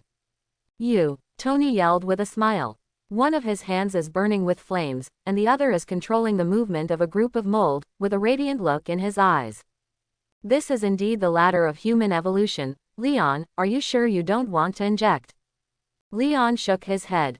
Superman is already invincible, so why bother with the help of serum? Speak English. This serum is of no use to me. Instead, it will lead my body to an unknown evolutionary path. Leon spread his hands. For example, turning into a tentacle monster or something. After all, the SS3 serum is made on the basis of complete human genes, and it can basically only allow humans to evolve. But it's not like I haven't gained anything. At least with this experience, it will be much easier to study Kryptonian bloodline in the future. Then you must call me to study together. I don't want you to wake up the next day and become the Doomsday. Tony said. I know. I'll call you when I go to 600th World. Leon destroyed the experimental records casually. By the way, your mission in coming to this world has been completed. Do you want me to send you back first? You still want to stay and help them eliminate the zombies, right? Tony patted Mark IV. I want to stay too. How can we save the world without me? I'm Iron Man. Iron Man, it's more appropriate for you to be called Muscle Man now. Leon said, you have been shirtless since just now. I can tell that you are very satisfied with the muscles created by the serum. Tony laughed and gestured, showing off his chest muscles. My muscles are no worse than yours now, Leon. By the way, don't forget to inject Pepper with the serum when you go back. She needs this. He thought for a moment. Let's just use SS2 serum for now. Whether type 3 can be applied to everyone still needs to be studied. Don't worry, I won't forget Pepper even if you don't tell me. Leon threw the clothes to Tony. Let's go, Muscle Man, it's getting late today, and I still have things to do. It's Iron Man. Just wait, I will use biotechnology on the armor and leave your super Mark far behind at once. Tony said harshly. You will know when the time comes, there is no upper limit for Mark's armor. Okay, I'm waiting for your new armor. Leon waved his hand and left. Half a month passed quickly. The refugees in Raccoon City have basically completed S-virus enhancement. Each and every one of them turned into a fierce man with at least 5 tons of strength. So Gil began to form troops and prepared to march to the newly established states and other states to regain the fallen lands. During this period, Leon mass-produced the final form of the S-virus and randomly gave it to major survivor bases in various regions. Among them, the Rabbit Country received the largest dose of virus. So far, they have completely regained the border, and have even begun to cross the Himalayas to help the completely occupied Asan Kingdom overcome the difficulties. Besides, every day, Leon will clear out zombies all over the world, or go to space to bask in the sun. But when night falls in Raccoon City, he sometimes returns to the city to take a break. Ada and Jill have undergone earth-shaking changes after being strengthened with SS2 serum. Today, the two of them can be said to be a combination of a vice and a furnace. This gave Leon a very different feeling. As for Tony charged with the army during the day. His firepower is the most handsome guy on the battlefield. When encountering super zombies, he will take off his armor. So he became the most powerful boy. At night, Tony would retreat to the laboratory to transform his Mark suit. It's just that the process of transformation is always hidden. Leon didn't pry on purpose, and he didn't know what progress he had made. Anyway, a world pushed to the brink of apocalypse. Now finally the dawn has risen. Leon's name began to spread all over the world. However, this person who brought hope was not called the Savior. Everyone honors him with one word, God on earth. Time passed quickly in the flames of war. 5 months flew by. The entire Resident Evil world has undergone earth-shaking changes in just 5 months.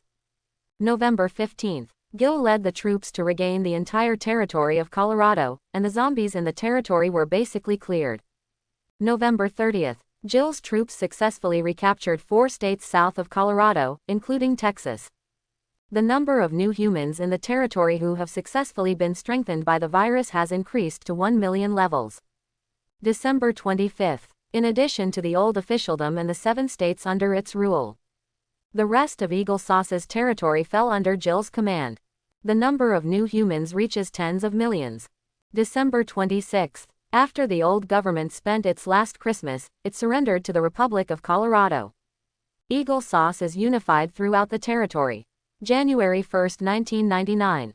The Republic of Sevier, also known as the Republic of Survivors, was established, restructured into a republic, and made Raccoon City its capital. Leon is known as the father of the country and served as the first president. January 2. Leon resigned from the assembly, and the second president, Jill Valentine, took office. January 31. Street. All of North America came under the rule of the Sevier Republic. All umbrella company remnants in the continent, as well as informal organizations such as HCF organizations and family organizations. All of them were destroyed by the new human warriors who came and concentrated fire.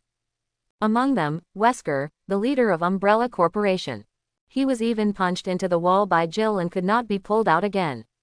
February 26. Most areas of the world have been cleared of zombies. The number of new humans has exceeded 300 million. Leon led the only remaining forces in the world to form an international coalition. After that, the entire America was governed by the Republic of Seville. All of Asia, all of Australia, and all of Africa are governed by the Rabbit country, whose remaining population is still nearly 1 billion. The remaining tens of millions of people in countries such as White Bear and Gallic Chicken rule Europe together. In the future, the International Joint Organization will be responsible for coordinating the contradictions among the three major forces and promoting the integration of the world's nations when necessary. Co-chairman is Leon. The vice-chairman are Gil and Mr. Joe from Rabbit Country.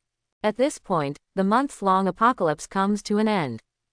This day was later designated as the New International Christmas. Celebrate the birth of a new world and a new humanity. It also celebrates the arrival of the human God into the world to save the apocalypse and promote the integration of the whole world. March 30. A new human joint force sent by the International Coalition. Smoothly bulldoze all remaining infected areas on Earth. Even the experimental base Umbrella secretly established on the seabed and the base in Antarctica. The doors were blown open and the zombies inside were pulled out, and the base was humanely destroyed. On this day, the Earth turns blue again. And on the second day, Leon finally received the reward promised by world consciousness. He was hanging alone between the Earth and the sun, with the golden sunlight hitting his face, and all the cells in his body were running in comfort. After 5 months in the sun, his one-arm strength has increased to more than 1.7 million tons, gradually approaching its limit. Now that he is basking in the sun, the growth rate of his strength has slowed down a lot. At a certain moment, invisible fluctuations suddenly came. The consciousness of the world is connected to Leon's brain waves. Convey emotions of joy and gratitude. At the same time, half of the authority was handed over to him. Leon felt something indescribable quickly integrating into his body. Suddenly the world in his eyes changed. It is no longer the sunlight, air, and dew seen by the naked eye. Nor is it the microscopic world that can be seen with supervision. Instead, it looks like a mixture of red, cyan, black, white and other colors of airflow and light spots.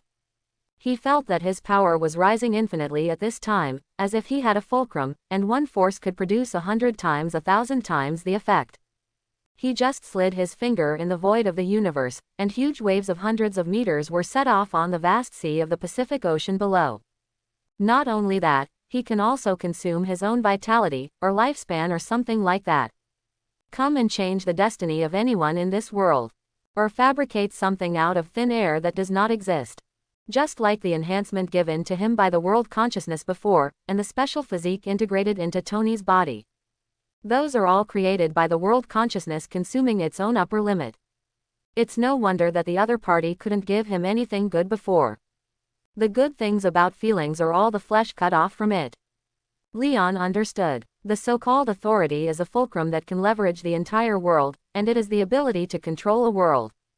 He looked around the universe, and his supervision with a limited distance could extend infinitely after being blessed by authority. He saw beyond the solar system and saw the truth about the resident evil world. Countless information naturally flowed into his eyes and penetrated into his brain. It was as if he was born to know these things and understand this information. It turns out that this world is only 10 solar systems in size. It can only be regarded as a small world as small as the number of sands in the Ganges. The themes of the world are evolution, mutation and survival. When these three concepts cannot continue to be extended, the world will be destroyed. No wonder the world consciousness is always obsessed with promoting evolution. Now everything can be understood. But it doesn't end there.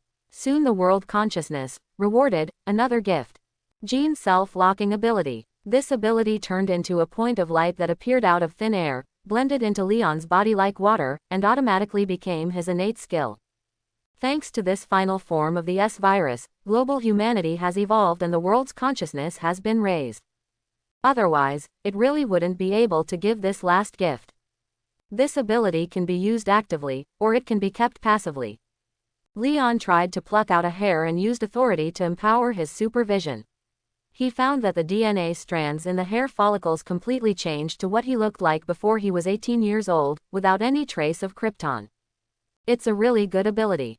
Leon smiled with satisfaction and communicated with his mind, I have received all your rewards. It is a pleasure to cooperate. Remember to come to me next time you need help. World consciousness does not understand that human hearts are sinister. It just thinks Leon is pretty good. Immediately conveys feelings of joy and peace of mind. Then it left automatically, and the invisible fluctuations subsided like a tide, spreading to every corner of the world. All the benefits that should be obtained have been obtained, the battles that need to be fought have been fought, and the task of treating Tony has been overfulfilled. Leon floated outside the Earth, silently looking at the blue planet. It's time to leave too. He appeared in Raccoon City as if teleported. Now in this world, with the blessing of authority, his strength has reached the peak of the Heavenly Father level. It can be said that it is no different from a real god.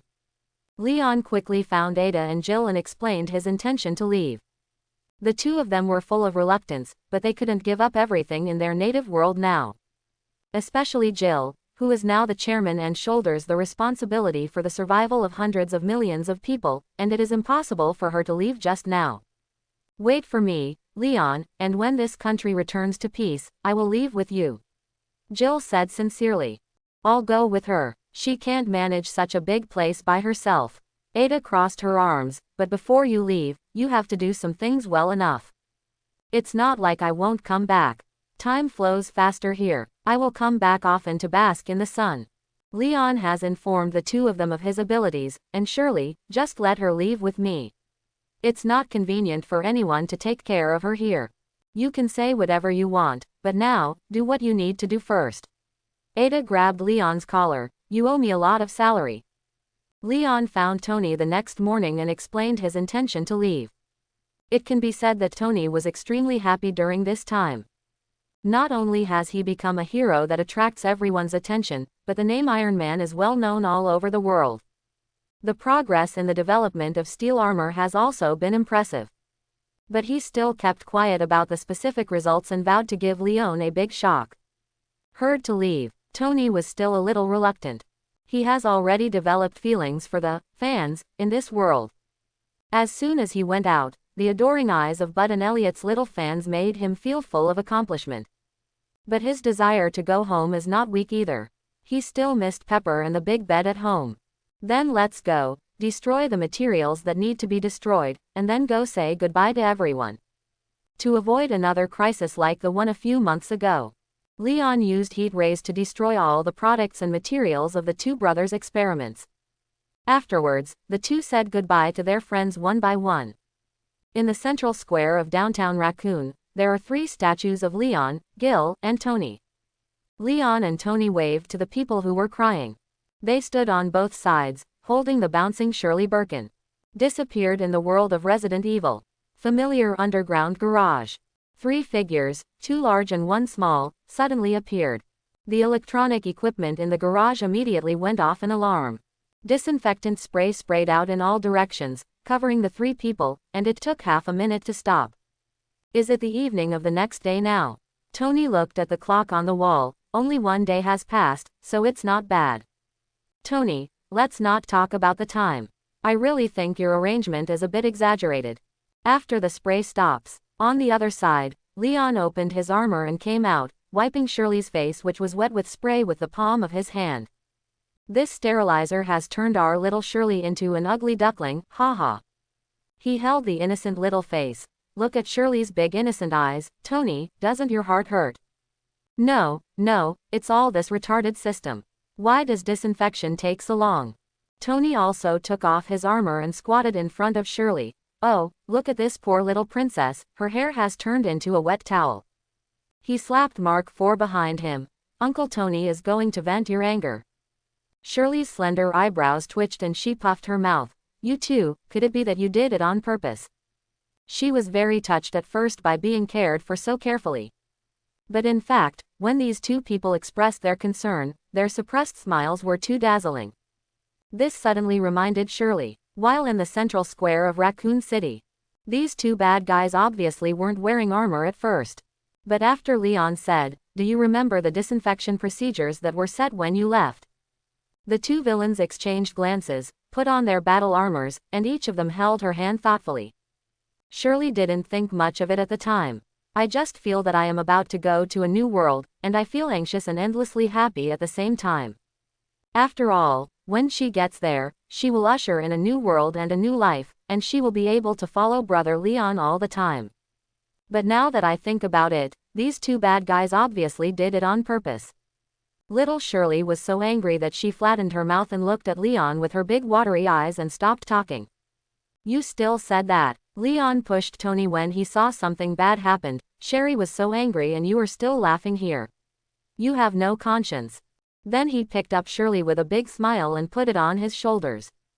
Shirley, don't be angry. We don't want to be angry with the bad guy.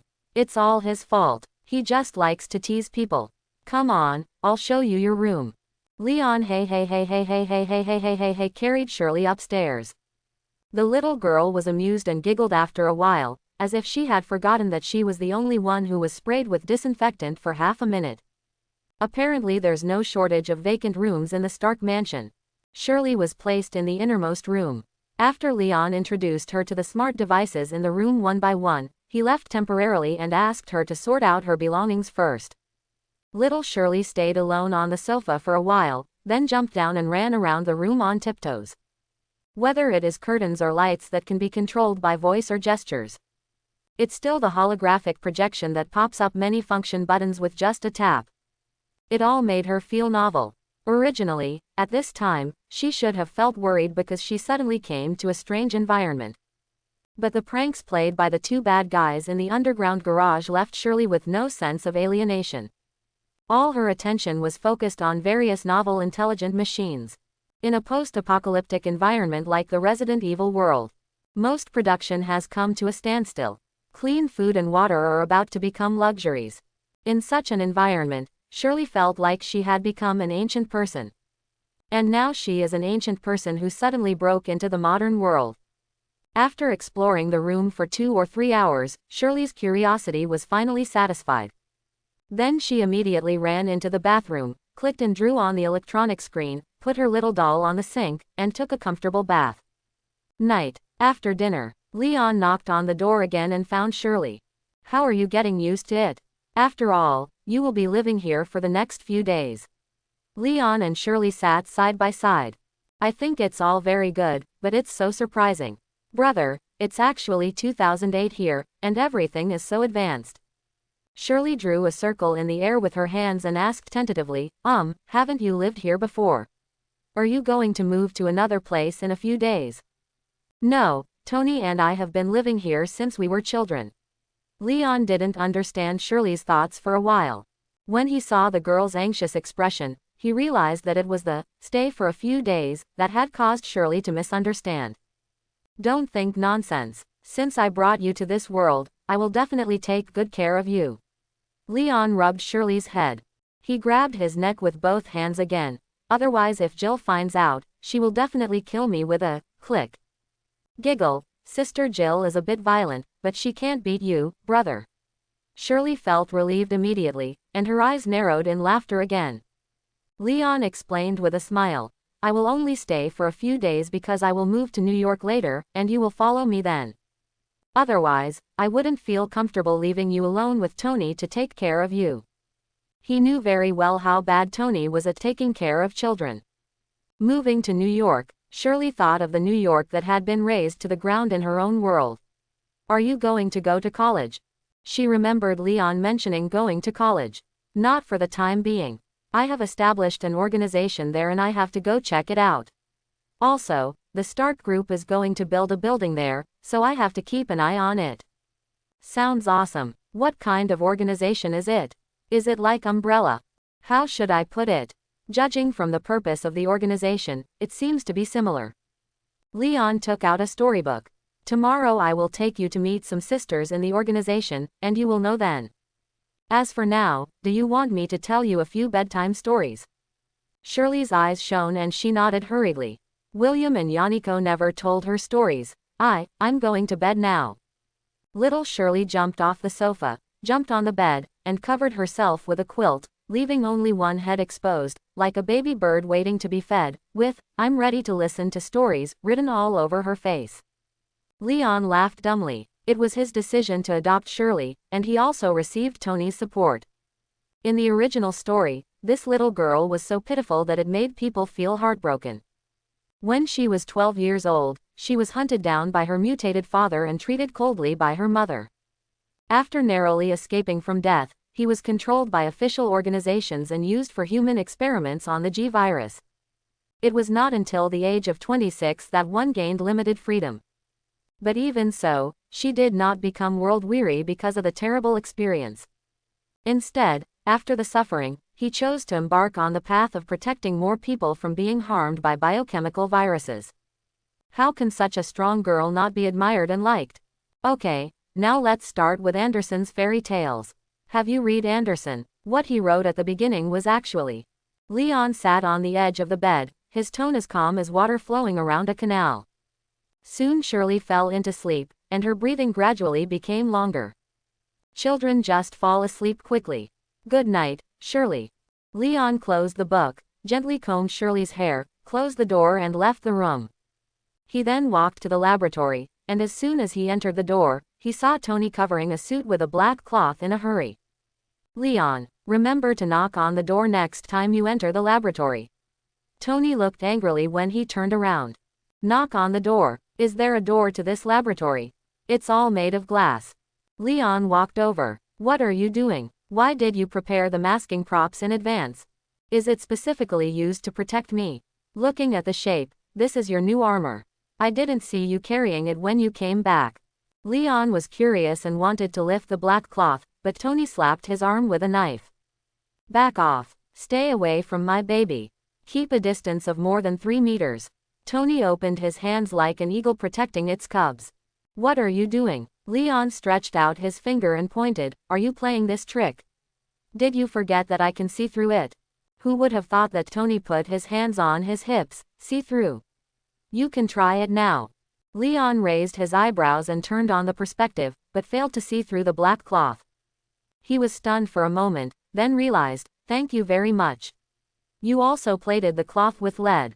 Are you trying to build an anti-Superman suit? You're wrong. Tony hugged his shoulders and sneered, there will be anti-Superman armor in the future, but this armor will definitely exceed your knowledge. So before it is officially unveiled, I can't let you see it even once. Tony was extremely confident. Just wait, when the day comes for the battle with the Ten Rings gang, you will definitely be surprised like a frog jumping out of a well for the first time. Does that mean there's still 1 month left? Leon looked at the humanoid armor covered in black cloth. Then I hope you can really shock me then, rather than make me laugh. Tony waved his hand. So what are you going to say when you find me? If you have nothing to do, leave quickly. I will continue to build the armor. I plan to take Shirley to New York tomorrow and ask you if you want to come with me. Leon shrugged. Now it seems you can't make time. New York, to your new office building. Yes, go find Natasha, get Shirley's ID, and introduce her to the widow agents. I have no objection, but I really can't leave tomorrow. Please say hello to the girls for me. Tony said, one last question. In other words, from tomorrow onwards, Shirley will also be called Stark. No, let's call it Birkin. Leon shook his head. Although her two parents are not very good, this surname is the only connection between her present and the past. We can't change the world, and we really have to cut off Shirley from everything in the past, right? That was just as terrifying as denying the first 12 years of her life. Well, it's hard for me to refute you this time. Tony nodded. I didn't expect the big boy who is always rebellious to be so empathetic. Who is rebelling in this family? Are you sure you're not talking about yourself? Leon threw Tony a slap on the back of the head and went upstairs. Early the next morning, Leon took Shirley, who had had breakfast, to fly to New York. He flew through the clouds, and little Shirley screamed and exclaimed one after another along the way. The two finally landed on the roof of a 30-story office building in the Franklin district. After landing, Shirley raised her hands in the air and jumped up and cheered, "It's great. It feels completely different from the feeling of flying. Do it again, brother Leon, do it again when you go back." "No problem, no problem." Leon swiped his card to open the alloy door on the roof. "When you go back, you can fly as long as you want." As soon as the two entered the door, a notification sound came from the electronic system. "Master Leon, welcome to the New Technology Building. Jarvis's subsystem maintains the operation here. New Technology Building, the company in this building used to be called New Technology." Leon led Shirley into the elevator room. "Yes, before it was acquired by you, this place belonged to the New Technology Light Industry Manufacturing Company. The establishment of a new organization requires an apparent headquarters in New York. Considering that New York may face countless crises in the future, Leon chose this office building, which was not too tall but could not be said to be short either. This kind of building can be used in a regular manner, and you won't feel distressed if it collapses. As for the business process of all acquisitions, and subsequent renovation work, it was Natasha who took the widow agents with the help of Jarvis. Today is the first time that Leon has walked in here. Is Natasha in the office building now? Leon asked. She's dealing with Pioneer in Tennessee, Master. Oh, right, I almost forgot after staying in Resident Evil for a few months. She said before that she wanted to acquire Pioneer technology under Stark's umbrella. Leon patted his forehead. How is her progress there? Do you need help? Miss Natasha is currently fighting with the other party's president and cannot respond to your question for the time being, Jarvis said. Is the acquisition process so violent? I really caught up with the time. Leon looked in the direction of Tennessee. The line of sight penetrates layers of barriers. Seeing Natasha doing it, Killian was kicked all over the place. Hey, that must be painful, Leon muttered. Killian, who has not been injected with the terminal virus, is certainly far from Natasha's opponent. Leon stopped paying attention. Just solving an immature pioneering technology, Natasha and the widow agents had it easy. He changed the subject. How many people are there in the office building now? There are 145 agents who are undergoing renovation work in the building, Master. The top agents are used to decorate the house, and there is probably no one except Leon. But the widow agents enjoyed it too. This building will only be used by them from now on. Transformed by their own hands. Not only can you build the look you want, but you can also experience the feeling of being in charge of yourself. Best of both worlds. Leon still remembers it. In the movie, Yelena just took the initiative and changed the button style of a coat, but she felt that the coat was very precious. Because that was the first time in her life that she experienced the taste of freedom. Most of the widow agents are here. They really like decorating. Leon sighed with emotion and asked again, where is Yelena, where is she? She is painting a mural in the lobby on the first floor, Master. Mural. A question popped up in Leon's head. Let's go to the first floor and take a look. Is there any mural in the decoration design? No, Master. Jarvis replied immediately. The first floor has been selected for you. The elevator starts to go down. Shirley has been holding Leon's hand quietly, observing the surroundings with curiosity, silently writing down the names mentioned by Leon. Soon the elevator door opened. Before I even stepped out, a mural with red and blue as the main color came to my face. It was a Superman cartoon. The face of Superman in the painting is very similar to that of Leon, but he wears a traditional uniform, that is, wearing underwear outside. Leon's head immediately shut down. Brother Leon, that's you. You look so handsome, but why are you wearing your red underwear outside? Little Shirley added. That's not me. Leon tried to defend, but the smiling cartoon face on the wall made him feel powerless. At this time, the sound of quarrels was heard in the distance. Leon took Shirley out of the elevator. His eyes swept across the walls, and there were faintly bulging blood vessels on his forehead. The first floor of this building covers an area of tens of thousands of square meters.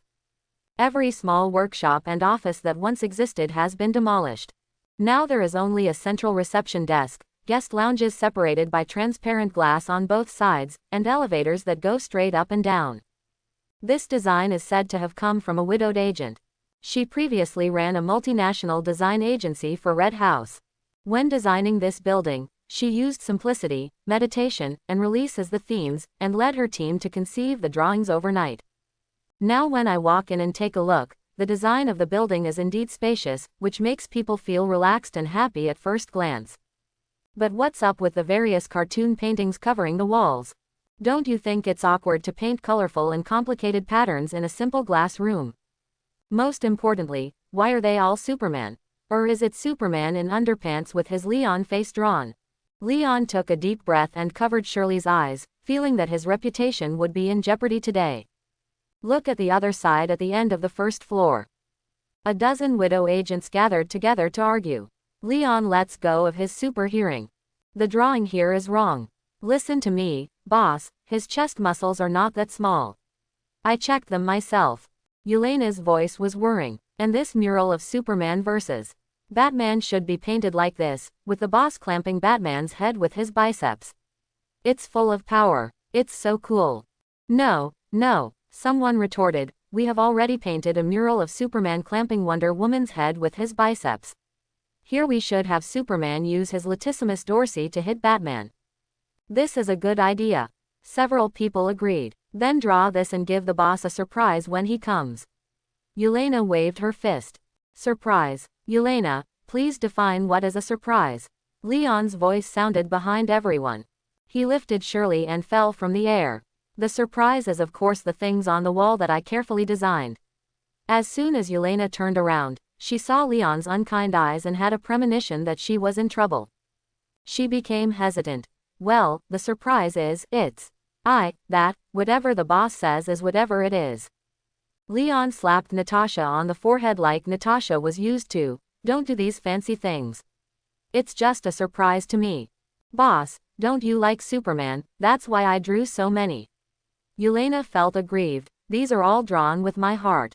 Then is this me you drew? Have you ever seen my uniform look like this? Leon asked. Yelena was stunned for a moment. I understand. Leon resisted the urge to scold you know what, you beast. You understand again. I see, it turns out that you don't like wearing underwear, boss. You're not as perverted as in the comics. Yelena clapped her hands. She held up 2 oil brushes. Then I'll change my underwear right now. Leon's eyes went dark. What do you mean by not liking to wear underwear? It's all such nonsense, but there is a child next to him.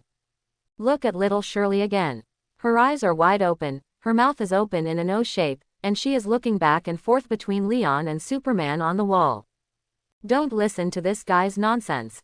Leon pinched Shirley's cheek and pinched it, she has a brain problem. Oh, Shirley, whose side face was bulging, nodded repeatedly. Leon shook his head and looked at Yelena again. I am beginning to regret letting you become the 2nd-generation Black Widow. Why, boss? Yelena's eyes were filled with confusion. Because I'm afraid that one day all the other widows will be assimilated by you. Leon waved his hand to the other widows. I have no other requirements. You decide how to decorate this place, but my face must not appear on the murals again, no matter what kind of image it is. Hearing this, more than a dozen widows nodded in agreement, and each of them was actually a little disappointed. Yelena, come with me. Leon sighed, and got into the elevator with Yelena and Shirley, who kept making eye contact. Except that the first floor was painted by Yelena to look like a DC comic fan club. Everything is fine on other floors. The widow agents divided their work and worked together. Some are manipulating robotic arms to install alloy mezzanines.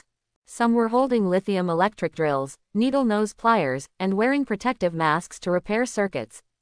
Hundreds of people are showing off their skills, all of them are all-around experts who can climb mountains and swim in the sea. Leon took Shirley to greet the widow agents one by one. Finally, Yelena was arranged to lead Shirley to deal with the identity issue.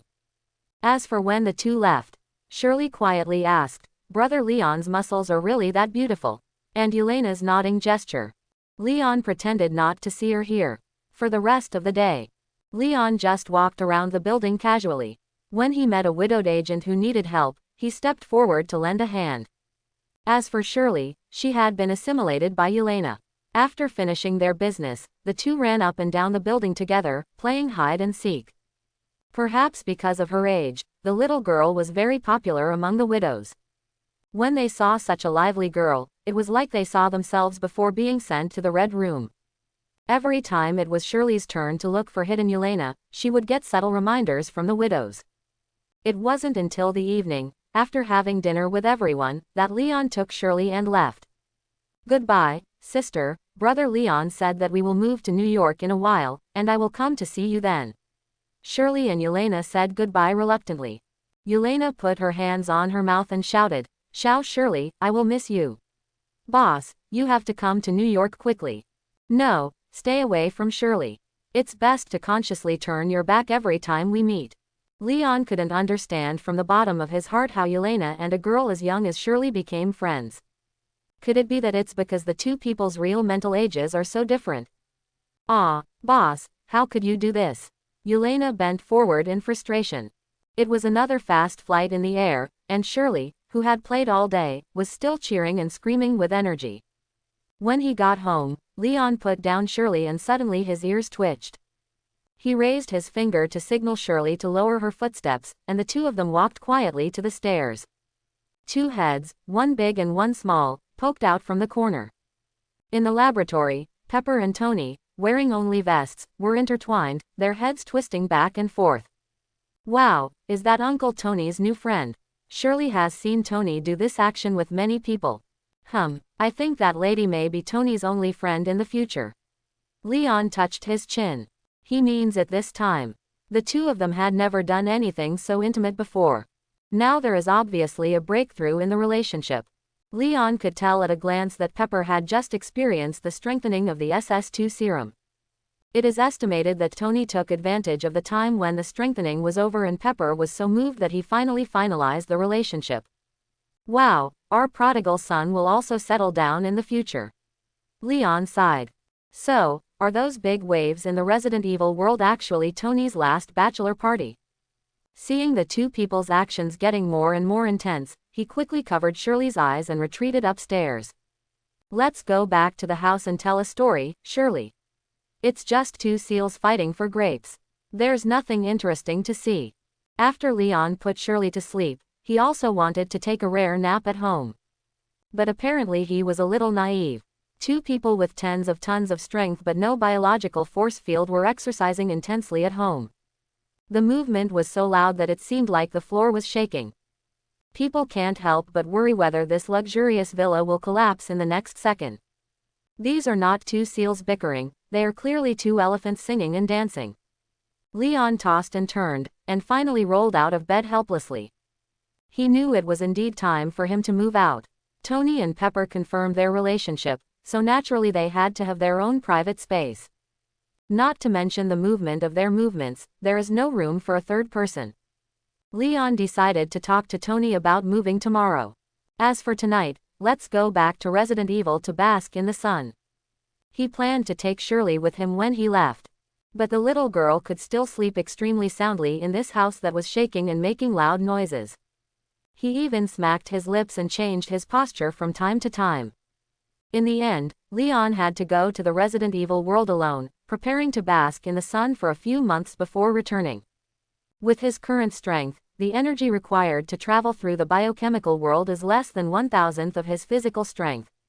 So he did not hesitate to choose to go back to the moment he just left, and disappeared into the Marvel Universe. Early the next morning, Leon appeared in his bedroom at 7 o'clock on time. He spent 40 days in Resident Evil, and just 8 hours had passed when he came back. In more than a month, he gained another 30,000 tons of strength. He also filled Ada and Jill's salary by the way. Now as his strength grows, the energy contained in his body becomes larger and larger. Night falls every day from now on. He can use the time difference to go to the Resident Evil world to improve his strength. Even when going back and forth between the two worlds, He can still travel back to the last time he disappeared, as if he had never left. The weather in Los Angeles is exceptionally good today. The early morning sunlight flows on the sea under the cliff and flows into the house. While it was still early, Leon went to the kitchen and started preparing breakfast. After a while, Shirley rubbed her eyes and found it. Tony and Pepper also got up quickly. In the past, based on the amount of exercise they both exercised last night, they would have been admitted to the ICU this morning. But after being injected with the serum, the two of them were completely different from before. Apparently the house was almost demolished a few hours ago. As a result, now they are all red-faced, sitting at the table energetically, eating the xiaolongbao prepared by Leon. Everything is happy at the table. Leon introduced Shirley to Pepper. She rubbed the little girl's cheek and also liked this well-behaved girl. After almost eating, Leon talked about moving. You mean, you're going to move to New York with Shirley? Tony looked at Pepper with a bun in his mouth. That's right, the new companies and organizations happen to be there, so I can take care of them. Leon put the dishes in the dishwasher. That's it, that's not bad. Tony grabbed Pepper's hand on the table. It's okay if you go away, then no one will stop me from taking the beautiful woman home all day long. Ouch. Pepper pinched Tony hard. Which other beautiful woman do you want to take home? Oh, who do you think it could be? Who else is a beauty here? Tony screamed strangely, then looked at Shirley. Of course, Shirley is a little beauty, not a formal beauty. Pepper was angry and laughing. She always had trouble with Tony. Why do you think about these things every day and you have to tease me? I can't help it. Tony blurted out the love words. Some people are so beautiful, but they don't know it at all. I have to remind them. Huh, so you were talking about me? Pepper was stunned for a moment. Pepper, you haven't looked in the mirror since you injected the serum. To be honest, you can definitely fascinate Tony now. Leon took out a mirror from somewhere and handed it to Pepper. SS serum serves as a genetically optimized, even evolutionary type of medicine. Improving the appearance of the injector is only the most basic ability attached to it. After all, when a person's genes evolve, the immune system in the body is greatly strengthened, and the skeletal muscles become perfect. How could this person not look beautiful or handsome? You must know that human aesthetics is based on the pursuit of superior genes. The better the genes of a person, the more their appearance conforms to the definition of beauty. Just like Gil and Ada said to Leon several times. Said he was like a succubus in human form. Just smell his natural scent. Their bodies will spontaneously produce craving impulses. That is to say, the body is limp, the legs are weak, the eyes are as moist as silk, and it is impossible to walk. It's a genetic desire. If Leon hadn't been covering himself with a biological force field, I don't know how many girls would have fallen. This shows how much genetic strength affects personal charm. As for the SS serum, although it cannot transform a person's genes into something as powerful as Leon, it should not be underestimated. Nowadays, Pepper has fair skin and beautiful appearance, and her figure is just the right amount of slim. If she is too thin, she is not too thin, and even her freckles are gone. Is this really me? Oh my God, Tony, what did you inject me with yesterday? Pepper covered her mouth in disbelief. She thought she was just getting stronger. It was only through the previous strenuous exercise that she mastered the surge in power. Unexpectedly, even his appearance has changed drastically. In the mirror, she still has some vague outlines and temperament from before. It can be said to be another perfect version of Pepper. Are you happy now? Tony winked. No need to thank me, after all, I can't tolerate my assistant being compared to others. Tony, thank you. Pepper was already used to Tony's awkwardness. Her eyes were fixed on Tony, full of tenderness. Seeing the distance between the two getting closer and closer. Leon couldn't help but cough slightly. These two seals, are you sure you want to start doing things now that Shirley can't see? Shirley blinked and looked at Leon. What's going on, brother Leon? Why can't I see it? Isn't it just two people hugging each other and grabbing grapes? She had seen Tony do this many times before at the police station.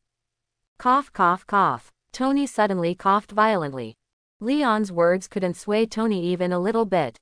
But Shirley's innocent question made him immediately embarrassed. Tony and Pepper quickly separated. Tony adjusted his sleeves to cover up his embarrassment, and couldn't help but wave to Leon. Okay, hurry up, don't you have to move?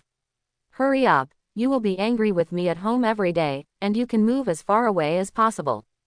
This time Pepper actually agreed. It just so happens that there are only more than 2 months until the start of school in September. It would be good for you, Leon, to go to New York in advance to adapt. Furthermore, Stark Group plans to build a building in Manhattan and move its headquarters there. It will be very convenient for us to meet then. Leon raised his hand. Thank you to both parents for their approval. Then I will take Shirley to see the house today. Wait a minute, are you and Shirley the only ones in the house in New York? Pepper thought of something. She had some doubts. Are you sure you can take good care of yourself and also take good care of Shirley at the same time? You are just a big kid yourself. No matter how old the child is, it seems that he will always be a child in the eyes of his parents. Otherwise, Shirley should leave it to me. Pepper thought again that she was busy with company affairs and couldn't get away. Don't worry, there will actually be other people there, Leon said. I have built a company with many excellent girls in it. They will come to help take care of Shirley. And Shirley is very smart and can take care of herself. Leon pointed at Tony. You can ask Tony about the specific situation, I won't say more. He patted Shirley on the head, and the little girl jumped off the chair obediently and grabbed his hand naturally. I'm leaving. If you have anything to do later, please contact me. Leon flew up with Shirley. Maybe I'll see you when you get to New York. 2 figures, one large and one small, disappeared from the restaurant in the blink of an eye. Even the strengthened Pepper failed to capture Leon's trajectory. Oh, Leon, he has become so strong now. Pepper opened her mouth slightly. He is really becoming more and more like Superman. Yes, he has grown up and we don't need to worry about it anymore. Let's go, we haven't finished what we said before. Tony gradually approached Pepper. We'll be living here after that. In Brooklyn, Leon landed with Shirley. In fact, he had bought this residence in New York together with the organization building before. The address was in a residential neighborhood a few blocks away from the building. He bought an entire high-end condominium with a large flat floor. The apartment has 26 floors, with 4 units on each floor. He specially asked Natasha to open the 4 rooms on the 16th floor, intending to use them for his temporary residence. Now there is an additional Shirley who is carrying bags and checking in. As for other floors, they are freely allocated by the widow agents. There aren't many of them living in New York, and there's enough room here for them. Leon took Shirley around the house. First, we showed her through each functional area and then assigned her to a room. Then we set off to the building together. Oh yeah, I can see Sister Yelena again so soon. Little Shirley cheered. Leon slapped her on the top of her head. You little carrot, why do you like Yelena so much? Don't be fooled by her. But Sister Yelena is very nice and she smiles very kindly. Kind. Leon recalled Yelena's silly look when she smiled at him, and it seemed that she was indeed kind. After all, a fool can have any bad thoughts. His thoughts are so straight that he can run on the highway. How can he not be kind? You can learn her strengths, fighting skills, but don't learn her way of thinking. Oh, okay. Shirley nodded obediently. The distance between the building and the residence is indeed extremely close. Leon took Shirley to the roof of the building in a blink of an eye. It happened that Natasha was also in the building at this time. She was dusting off the dust with her sisters. As soon as she saw Leon, she wiped her hands and handed over a document. The equity transfer document of Pioneer Technology. Leon took the document and flipped through it. Well done, Nada. I saw it all yesterday. Their president was beaten to a pulp by you. Especially the one with the lower leg, it's very beautiful. What happened to Killian in the end? He asked. Going to jail. Natasha wiped the dust from her face with a towel.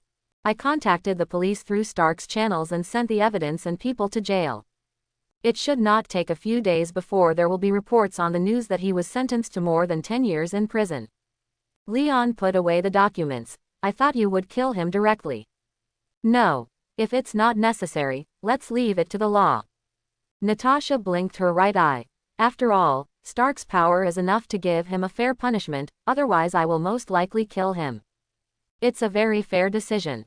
Leon nodded. Natasha has killed enough people in the past dozen years. She is not very willing to kill people except when necessary. Who is this little girl next to you?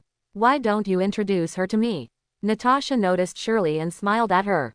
Then he quietly asked Leon, could she be your brother's daughter outside, that you didn't know before? No, she is a girl I adopted and is temporarily registered with Tony. You know, although I am almost 19, I am not yet old enough to adopt a child. Her name is Shirley. Leon touched Shirley's head. Shirley, this sister is the Natasha I mentioned before. She lives downstairs from us.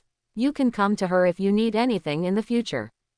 Okay, Shirley showed a shy smile. Hello Sister Natasha, Sister Yelena mentioned you yesterday and said you are very powerful. Yelena, will she still mention me? Natasha knelt down. Her first impression of this little girl was very good. She and Yelena are already close friends. Leon shrugged. Yesterday they played hide and seek for a day. That's really what Yelena would do. Natasha also felt that her sister was childish sometimes. Let's go and find Yelena. I have something to talk to you two about. Leon took the two of them to the first floor in the elevator. After one night of absence, all the murals here have changed. Although it is still Superman fighting various DC heroes. But Superman's face was changed to a classic butt chin. As soon as the three lions appeared, Yelena came on the stage with a sliding tackle. Welcome, boss. Boss, what do you think of the current murals? As soon as she met, she couldn't wait to show off her paintings, with her hands spread wide and her teeth grinning brightly. It looks much better now. Leon commented, but I suggest you add some superheroes from our universe to it. Our universe? Yelena was confused. Do you mean Iron Man? Isn't it a bit monotonous to add him alone? There will be more and more in the future. Leon motioned for her to follow. Let's go to the underground laboratory. The elevator continued to go down and stopped on the second underground floor. As early as last week, the Widow agents had given priority to decorating this place. Jarvis authorization is now required to enter. The elevator door opened, and an area completely different from the superstructure suddenly came into view. Rows of ring-shaped fluorescent lamps light up into the deepest part of the elevator one after another when it opens the door. The entire spacious space is illuminated as brightly as an open-air platform. The mainly white hall is the same as the first floor, covering tens of thousands of square meters, and is regularly cut by some glass. Several people looked around at the elevator entrance, with a clear view of the modern dome and the smooth and dust-free pearl white marble floor. On hundreds of neat white paint desks, holographic projection images were unfolded. Compared with this underground space full of modern technology, the first floor, with its colorfully painted walls, is like a large courtyard. No one could have imagined it. Just taking an elevator is like changing the world. Wow, little Shirley looked up and around exaggeratedly. She felt that even the Underground Research Institute in Raccoon City was far from being so high-end. It's like walking into the future world, she exclaimed. Then let your sister Yelena show you around here. Leon touched Shirley's head. Yelena's eyes lit up when she heard this. Come on, Shirley, come with me. This place was designed by the boss himself. Many rooms are very hidden, perfect for hide and seek. Really, sister, please take me to see it quickly. Brother Leon, let's go. The two-year-old friends immediately jumped into the depths of the hall hand in hand. Natasha looked at the two people's backs and raised her forehead. What should I say? It turns out that Yelena is old enough to get along with elementary school students. Well, actually it's good that she's like this, which means the Red House didn't leave too many shadows on her. Well, I can't make it up anymore, she's just naive. Leon is also hard to describe. I don't know when that guy will mature. Natasha paused and asked, they have gone away. Leon, you are trying to say something to me by pushing Yelena away, right? There is indeed something important. That's right, Tony and I went to a different world a few days ago, so the serum I mentioned before has been made. Leon briefly summarized his experience in the world of Resident Evil. Then he said bluntly, except for Tony and us, I will only tell you about this matter for the time being. As for Yelena, don't let her know about it yet. You mean, time travel, biochemical apocalypse, savior. God. Natasha looked at Leon in surprise. I didn't expect you to have so much experience these days. You really can't let Yelena and the others know about this. It's not distrust, but the fewer people who know, the better. Natasha quickly said from Leon's perspective. She thought of the regeneration ability mentioned by Leon, and felt a little anxious and a little expectant. So, you plan to inject us with the serum developed by you two brothers? That's right, as the organization under me, it can't be all ordinary people. Leon nodded. He raised his finger, but there still needs to be an incentive mechanism after the organization is established. I will inject you and Yelena with SS2 serum, and the others will use SS1 type temporarily. Then set the SS2 serum as a reward for outstanding contributions. You can create a contribution evaluation system to give others a goal. Copy that. Natasha pointed her eyebrows with both fingers. Then when do we start? Now. In the laboratory. Leon fixed Natasha and Yelena on the experimental table respectively. Shirley was sent back to the first floor and asked to paint murals with other widows. Boss, is this serum really more powerful than the super soldier serum? Am I going to be the next Captain America soon? Even though Yelena was restrained on the stage, her mind and mouth could not be free. She stretched her neck and looked at Leon, imagining the image of herself kicking Hydra and punching S.H.I.E.L.D. after being strengthened. Moreover, her mind was very wild. 1 second she was thinking about fighting, and the next second she jumped back to the present. Just like a frog croaking by the river, you don't know whether it is going to jump into the water or throw itself on the shore. Boss, do you really need to wear something so cool when you inject serum? Will Natasha and I turn into monsters later? It would be bad to become a big monster. It's best not to gain too much muscle, as that won't look good. Quote. Shut up. Natasha and Leon couldn't bear it and shouted at the same time, keep quiet, you know. Yelena was startled and quickly nodded her head and looked away. Okay, you have the final say. Leon simply speeded up the input of nutrient solution behind the console. Then he directly took out the serum, injected it himself, and blocked Yelena's mouth as quickly as possible. With the injection of the serum, Natasha and the two experienced a rebirth similar to Tony's. First, the body temperature continues to rise until their cuticles are carbonized. After a period of time, the carbon layer suddenly shattered again. Two figures as pink and white as freshly peeled chicken heads were revealed.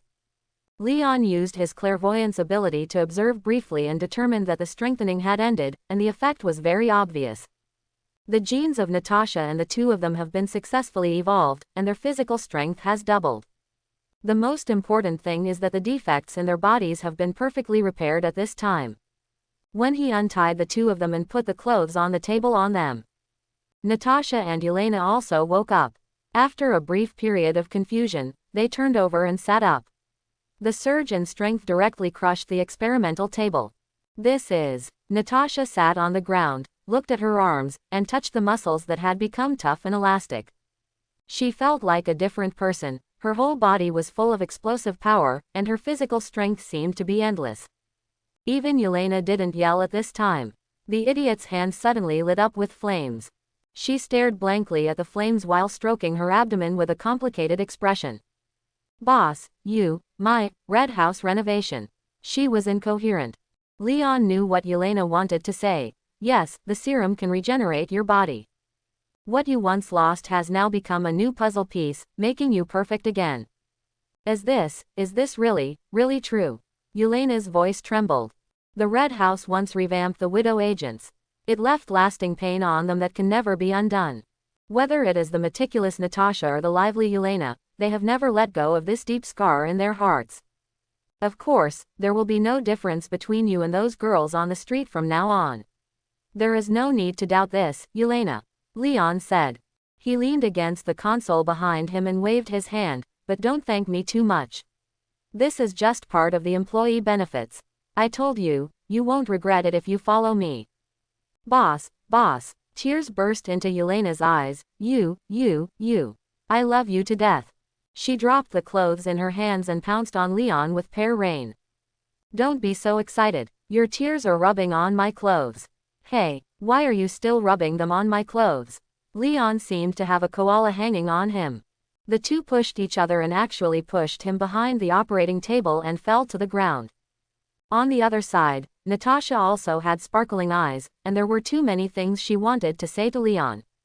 But when she stood up, her expression suddenly became strange, and she looked at the console. Hey, what's that sound, Yelena?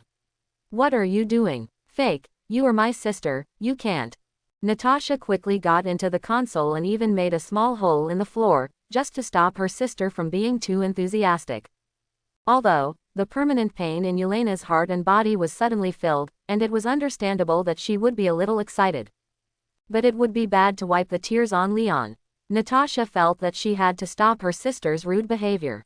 But she was also very excited, and she couldn't help but become rude even after trying to stop him, and became, crying bitterly. In the next few days, with Natasha's assistance, Leon injected SS1 serum into the widow agents one after another. At this moment of winning over people's hearts and enhancing relationships, of course he has to go into battle personally. After strengthening them all, the agents who were originally extremely powerful have now turned into human cannonballs.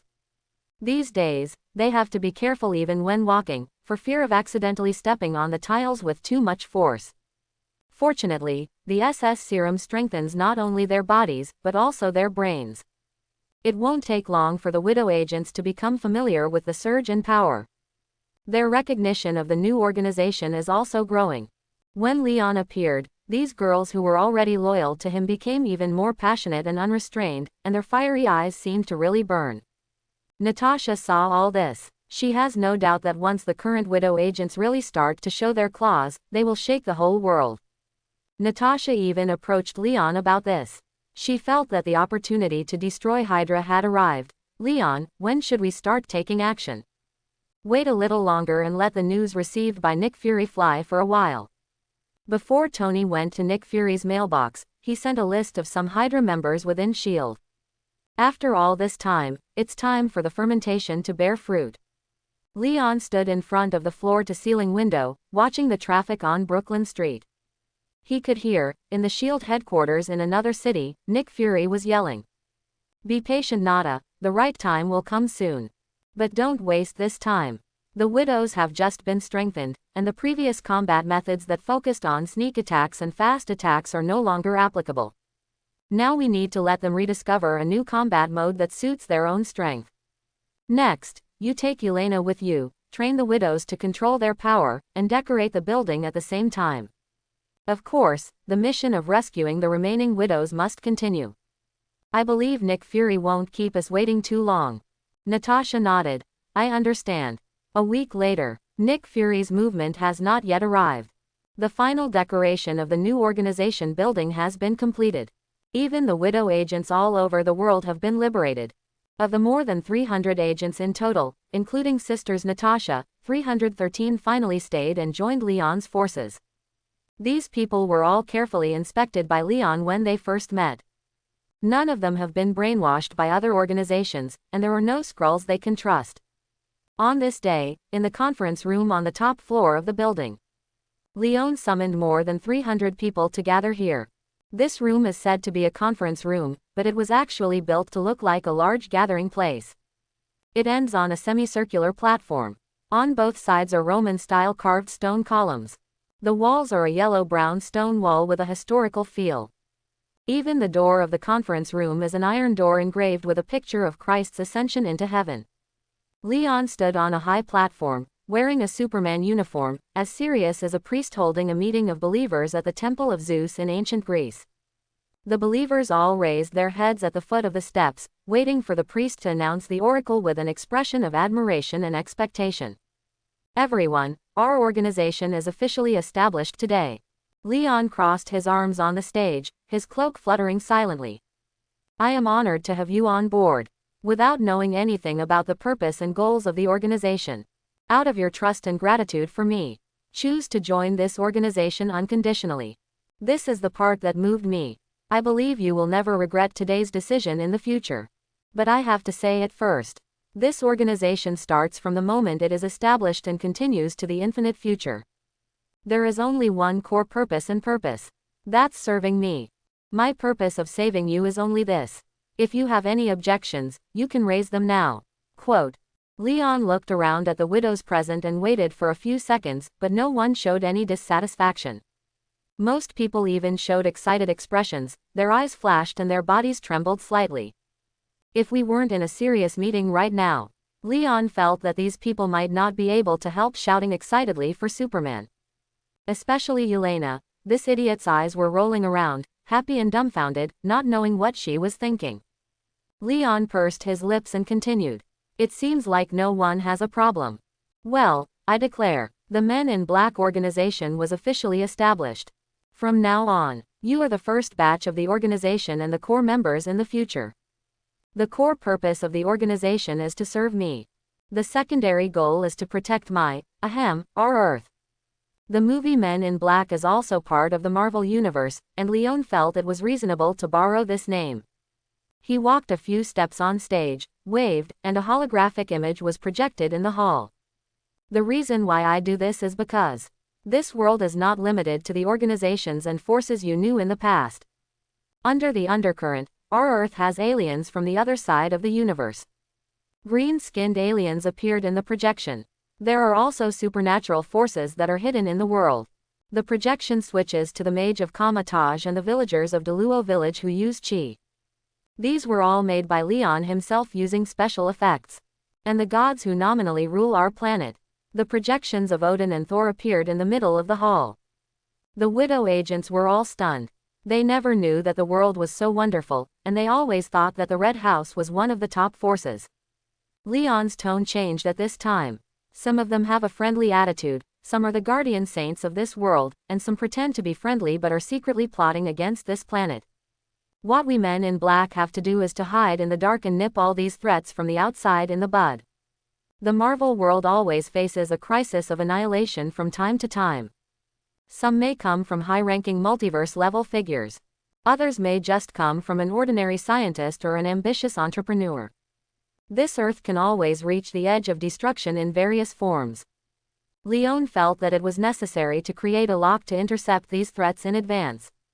Otherwise, he would not be surprised at all if he came back from another world one day and found that the Earth exploded.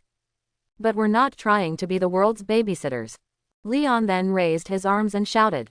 We are Men in Black, a net and a sword hanging over everyone's heads, strangling all threats from outside or inside.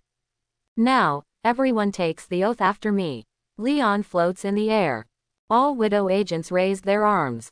He said word by word, remember. When everyone is confused by the illusion of peace and deceived by the so-called facts, we always believe everything is empty. The neat voices of the widows sang after Leon.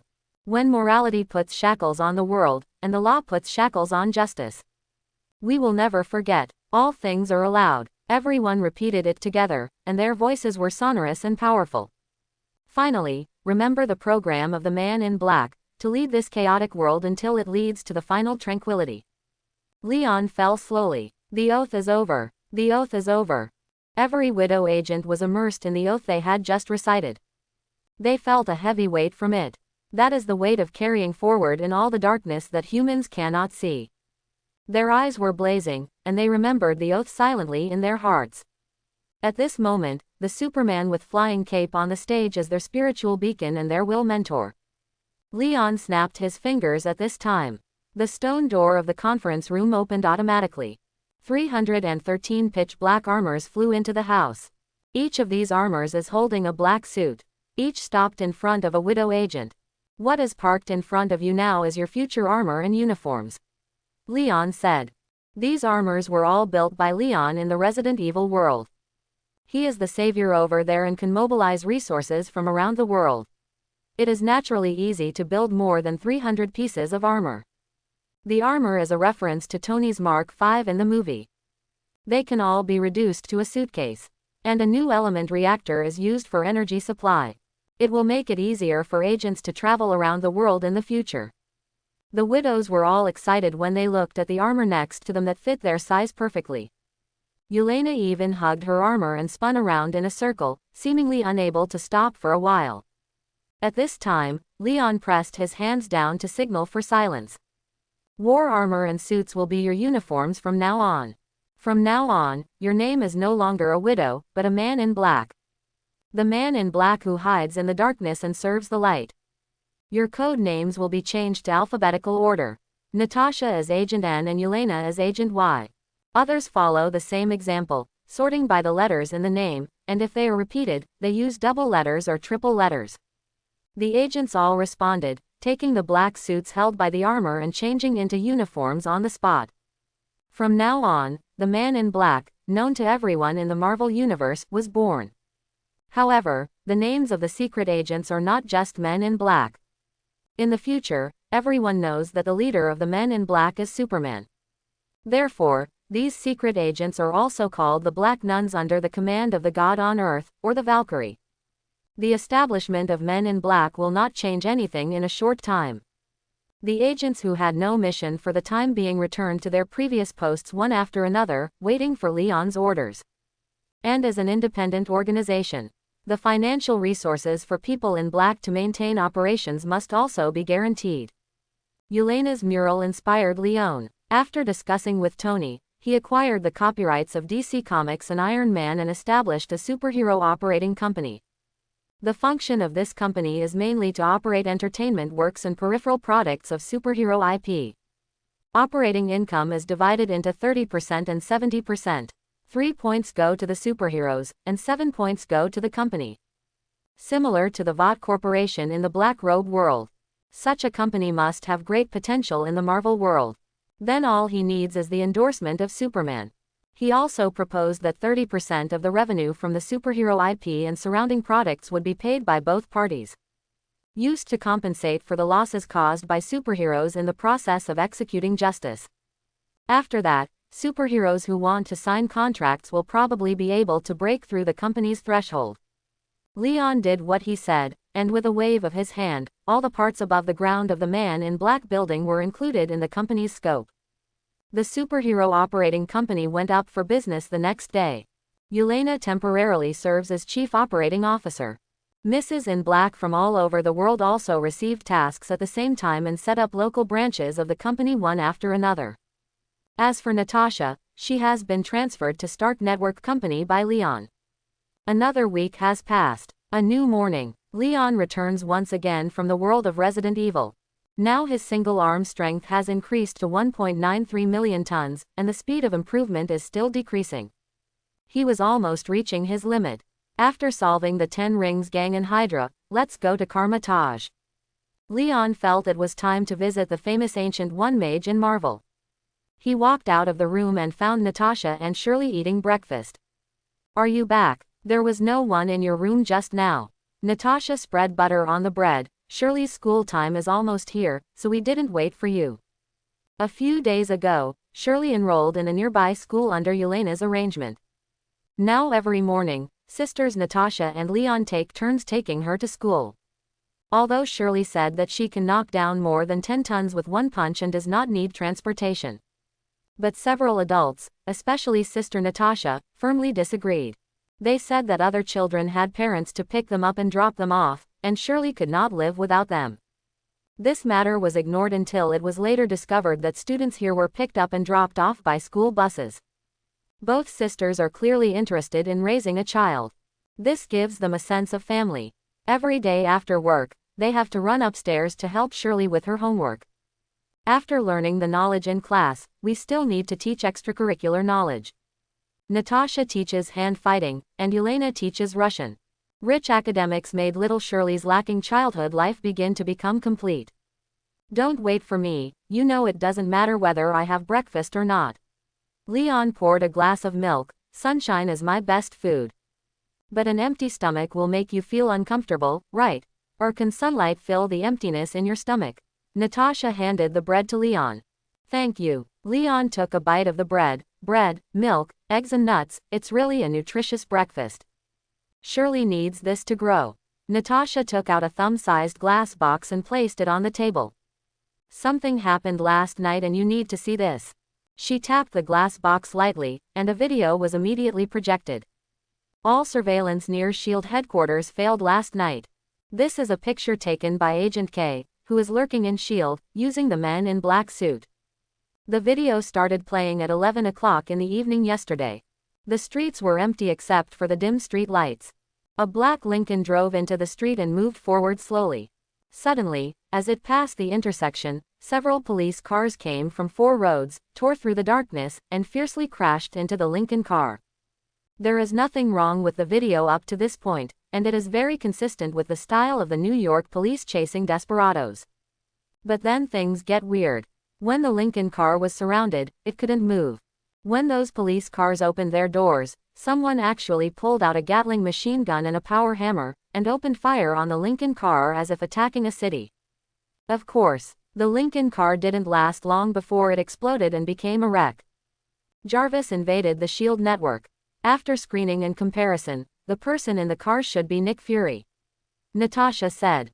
Leon stopped chewing. He dragged the projection to the beginning and zoomed in on the front of the Lincoln car. It was pitch dark and it looked like the driver must be a black man. So, Nick Fury's actions during this period finally attracted the attention of Hydra. Well, they're starting to have conflicts within themselves, and that's the moment we need. Leon finished the bread in a few bites. Notify all the men in black that it is our turn to take action next. Let the secret agents use their own channels to spread the specific information about Hydra and muddy the water. By the way, remember to only expose Hydra information from around the world for the time being, and keep those within SHIELD first. I really want to see the scene where Snake Shields is sent by the Security Council to destroy Hydra. As for the internet company, let's put it aside for now. You and Yelena will find an opportunity to sneak into SHIELD, invade the internal network, and copy all their agent information. When the time is right, I will publish it all online. Natasha's expression changed. You want to destroy SHIELD together? What's the use of keeping this kind of Civ-like organization? It's best if they are disbanded, Leon said. Natasha nodded. After I have arranged the company's affairs, I will go and convey the mission. Right now, the SHIELD agents are still in the dark. They are loose inside and tight outside, making it easy to invade. What about me? What about me? Shirley was at the age where she was interested in things like agents and espionage. As she ate her breakfast, her eyes lit up as she listened. What is my mission? Leon and Natasha glanced at her and said in unison, your mission is to go to school. Well. Ah, it's school again. Shirley suddenly wilted, her head drooping like a green radish after being exposed to the sun. Natasha patted her head angrily. Let's go, little girl, it's school time, it's time to go out. Ah, okay. Shirley took the school bag handed by Natasha and walked to the door without forgetting to wave to Leon. Bye brother Leon, see you tonight. Leon smiled and drank milk. Bye. You must listen carefully in class. I know. Shirley's little head lowered a little more. At the same time, underground in the suburbs of New York, a secret base facility. Nick Fury lay on a medical bed wrapped in gauze from head to toe. He was using his only movable right hand to click on information on the virtual screen. Surrounding him stood SHIELD agents Hawkeye, Phil Coulson, and Hill. You all know the current situation. You are the only ones I can continue to trust at this moment. Nick Fury said, we must never let SHIELD fall into the hands of those fools like Hydra. His eyes were glued to the image of Tony Stark on the screen. But if we want to take back SHIELD, just a few of us are not enough. We also need other helpers. I hope everyone will support it and subscribe more.